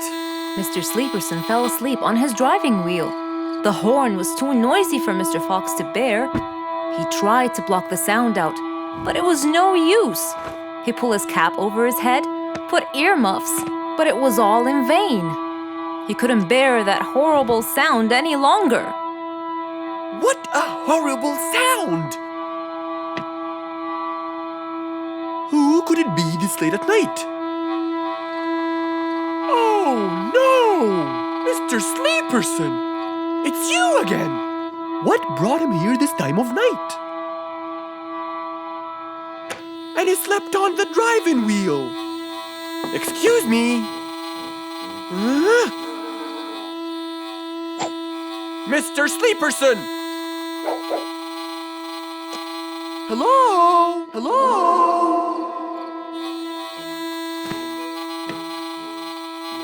Oh, that's enough! What? Where? What time is it? It's 2 in the morning. And you fell asleep on your driving wheel in front of my house. Oh, Mr. Fox. Hello. Oh my, it's 2 a.m. Oh, you noticed? So how can I help you, Mr. Fox? Help me? Help me? You're the one in front of my house. What am I doing here? I don't know. You tell me. I was fast asleep when I woke up to that horrible sound of your noisy horn. Oops. Sorry. I must have fallen asleep while I was driving again. My bad. Never mind that. Could you please drive all the way to your own house without falling asleep or bumping your head against the horn? Oh, sure, Mr. Fox. Have a good night. Good night. But as Mr. Sleeperson tried to start the car, it wouldn't start. Huh? Oh, man! Oh, Mr. Fox, wait! Help! Now what? The car won't start. Is that so? Can you check it for me, please? Of course! Mr. Fox walked back to the car and started to check it out.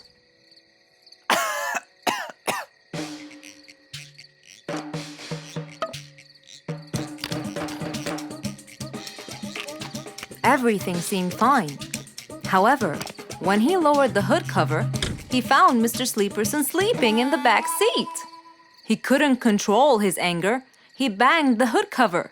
But Mr. Koala was still asleep. Mr. Fox decided to hop into the front seat and try to start the car himself. Huh? Mr. Sleeperson! Your car is out of fuel! Who? Where? Your car is out of fuel! No way! What will we do now? You have to fill the tank. Okay. Mr. Sleeperson! What? Wake up! I'll fill your tank for you. I have some fuel in my house. Oh, that would be great.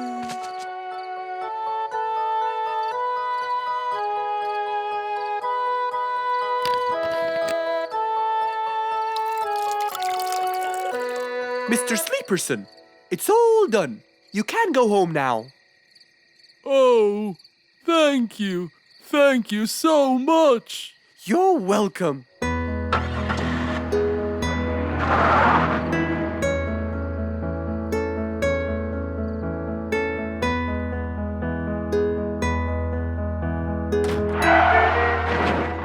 Oh, not again.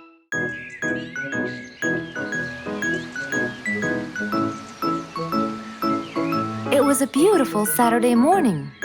Since the sun was shining and the weather was nice, Mr. Fox thought it was perfect for morning exercise.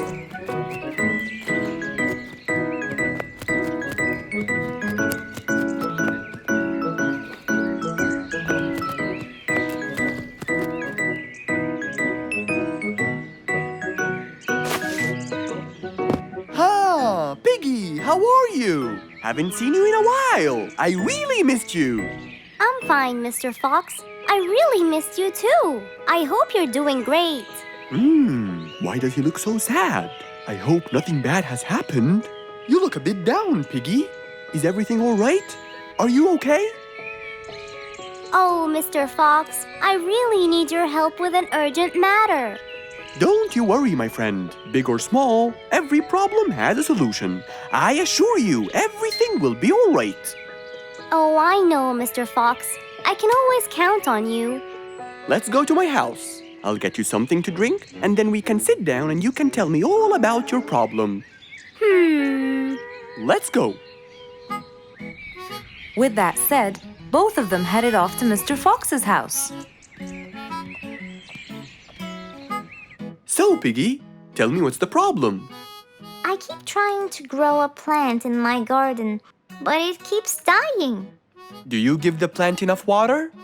Yes, every day. Well, how about the sun? Do you keep it in an open, sunny area? Yes, I do. I planted in my garden. Looks like I'll have to come with you to find out what the problem is. Wait here for a moment, please. So, without further delay, Mr. Fox changed his clothes and got ready. Then, they both got into the car and drove off to Piggy's house.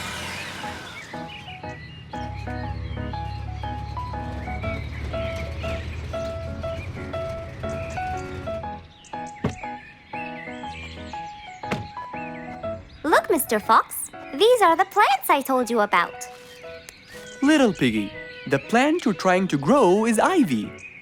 And ivy likes to grow on something firm, like a gate or a wall. That's how they grow so tall. Ivy?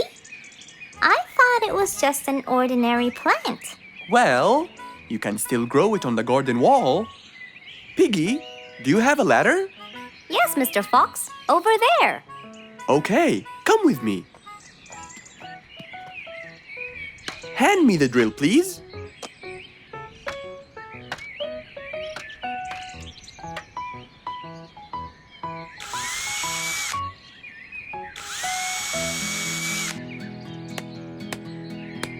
After drilling the holes and hammering the nails, Mr. Fox hung the ivy plant all across the wall.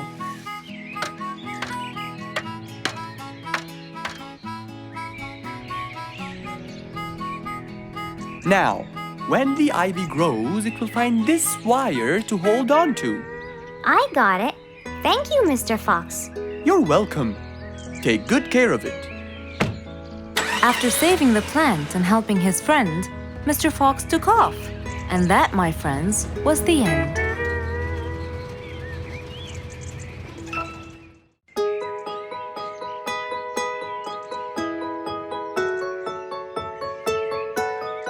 Beatrice was a little energetic bee.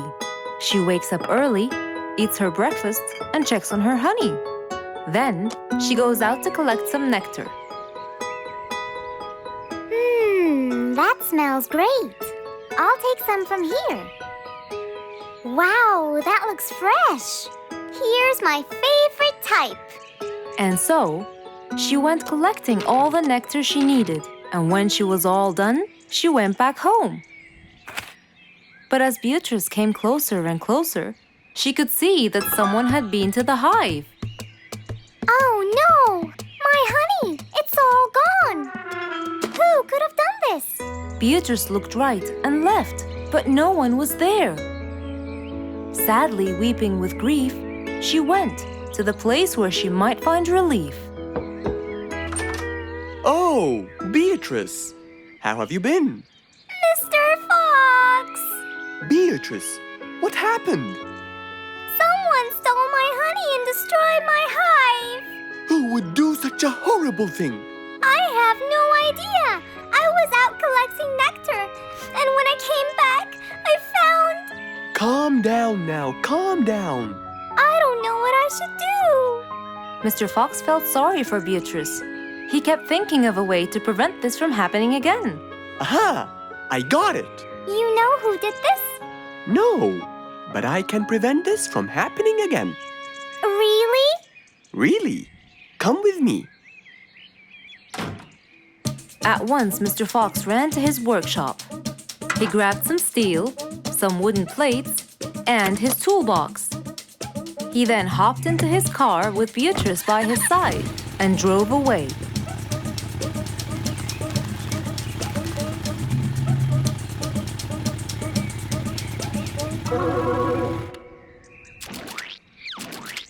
Oh, See? I told you. It's a complete disaster. you were right. But don't worry, everything will be okay now.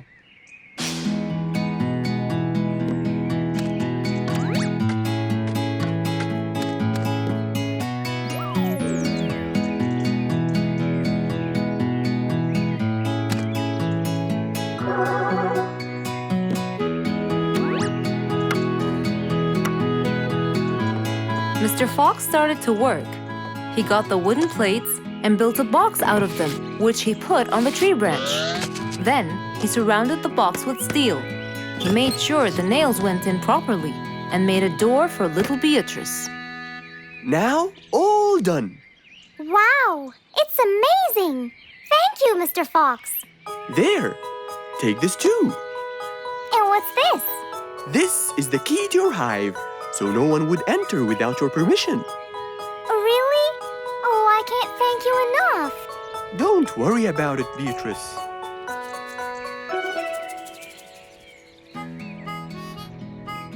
Here, Mr. Fox, this is for you. What's this? It's one of my delicious honey jars.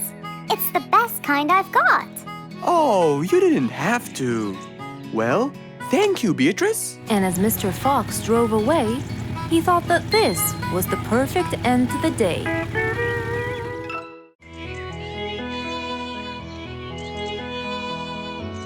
It was a very fine day, in the beautiful month of May. Mr. Fox decided to go for a walk. So, without further delay, he was on his way.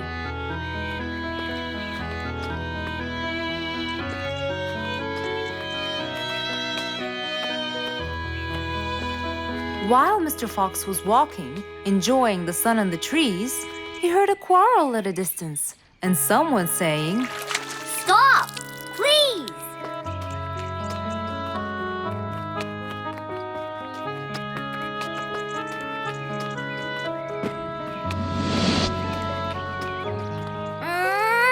What? Can't a monkey enjoy a spring nap in peace? Nap somewhere else. I don't care. Excuse me? You splash somewhere else. You've got the whole ocean. That's more than enough room. What's going on here? I like it here, and I'm going to stay. You stink! Bingo? Bite me. Bubbles? I gobble you up, but I prefer a healthy diet. What's the matter with you two? I'm calm and happy. I'm just simply awesome. Mr. Fox, can you believe her? Honestly, I don't believe the fact that you two are fighting in this lovely weather. You tell him, Mr. Fox. Such a gloomy monkey. All I want to do is take a nap. Such a gloomy monkey, such a gloomy monkey. Bubbles, stop that. What's your problem, Bingo? What can I say, Mr. Fox? I just wanted to nap on my hammock. But Bubbles kept splashing water all over me. And it's so irritating. As if. It wasn't on purpose, Mr. Fox. I just wanted to enjoy spring my way. Can't I enjoy the weather however I please? Of course you can. But Mr. Fox! And you too should enjoy your spring nap as well, Bingo. Finally! That's right. Go enjoy your spring sleepiness some other place. Say what now? You know what? I've got the perfect solution to your problem. Really? Yes, and it's very simple. What is it, Mr. Fox? Wait here for a second. Don't splash water for a short while, okay? Fine.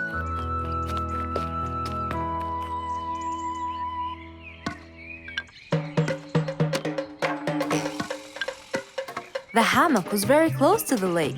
That's why Bingo got water all over him every time Bubbles splashed. But Mr. Fox wasn't gonna let them fight. He had the perfect solution for both their plights. What are you doing, Mr. Fox? Wait and see for yourself.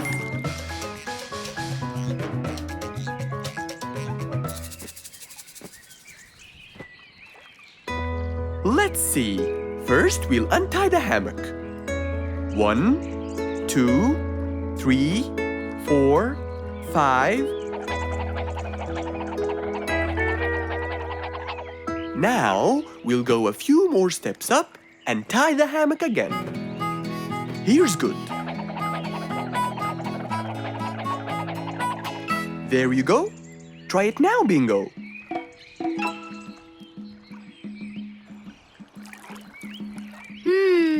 Very comfortable, Mr. Fox. I love it. And the air up here makes me sleepier. Bubbles, give me your biggest splash. Whoa! Ha ha ha ha ha. Whoops. Sorry, Mr. Fox. Don't worry about it. I feel fresh. Mr. Fox's work was done.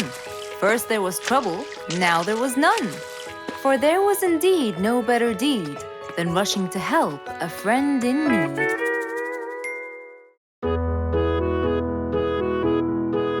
Mr. Fox was known for his kindness in helping others. Everyone went to him for advice, even Woody, the jungle carpenter. After being assigned the task of building a really big ship, he went to Mr. Fox, seeking his wisdom. Mr. Fox listened carefully to what Woody had to say, and in turn, promised to help him. He started a research on shipbuilding, and after hours and hours of hard work, he finally got it. Yes! I've got it! But there is something I need to check first. Mr. Fox went for a walk in the jungle, looking carefully at every tree on his path. Then he stopped in front of one and said, Yes! That's the one! Immediately, Mr. Fox took a paint bucket. He wanted to mark the tree, so he wouldn't forget which one it was. After that, he got into his car and drove off.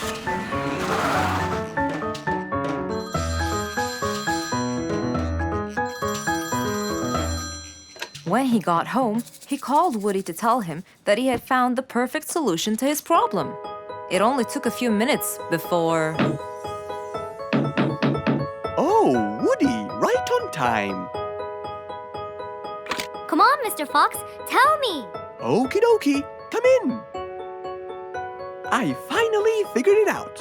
I never doubted you, Mr. Fox. I was sure you'd be the one to help me find an answer to my problem. Oh, don't mention it. Here you go. These are blueprints. They're guidelines that will help you learn how to build a ship easily. Woody started reading the blueprints thoroughly. He knew most of what was written in it, so he looked up and said, It's a lot easier than I thought. Thank you so much, Mr. Fox. Oh, but Mr. Fox, what about the materials that I'll need to build it? Here's a list of all the materials you'll need. And what about the kind of wood I should use, Mr. Fox? I did extensive reading and I found out that our ancestors were famous for using teak in the process of building ships, as it's really stiff, strong, and it can also be shaped to have wide planks, which would help the ship to withstand the waves of the sea. But I know you don't know what teak is. Not everyone does. But come along. I think it would be better to show you the tree I found earlier in the jungle. Our jungle? Of course! Everything you dream of can be found in our beautiful jungle. Mr. Fox got into his car with Woody by his side and drove off. They headed towards the tree that Mr. Fox had marked earlier. Here's the tree. Huh? I have loads of that wood in my store, but I never knew that I could use it to build ships. I didn't know about teak either. But with a little bit of research, everything is open to you, my friend. Mr. Fox, I can't thank you enough. I'm really happy right now. I'll never forget what you've done for me. It's my pleasure, Woody. Now that I know what I should do, I'll go back and start building that ship for Nate as fast as I could. Thank you again, Mr. Fox. So, after helping his friend, Mr. Fox got into his car and drove away happily. You know, it's true what they say. A friend in need is a friend indeed.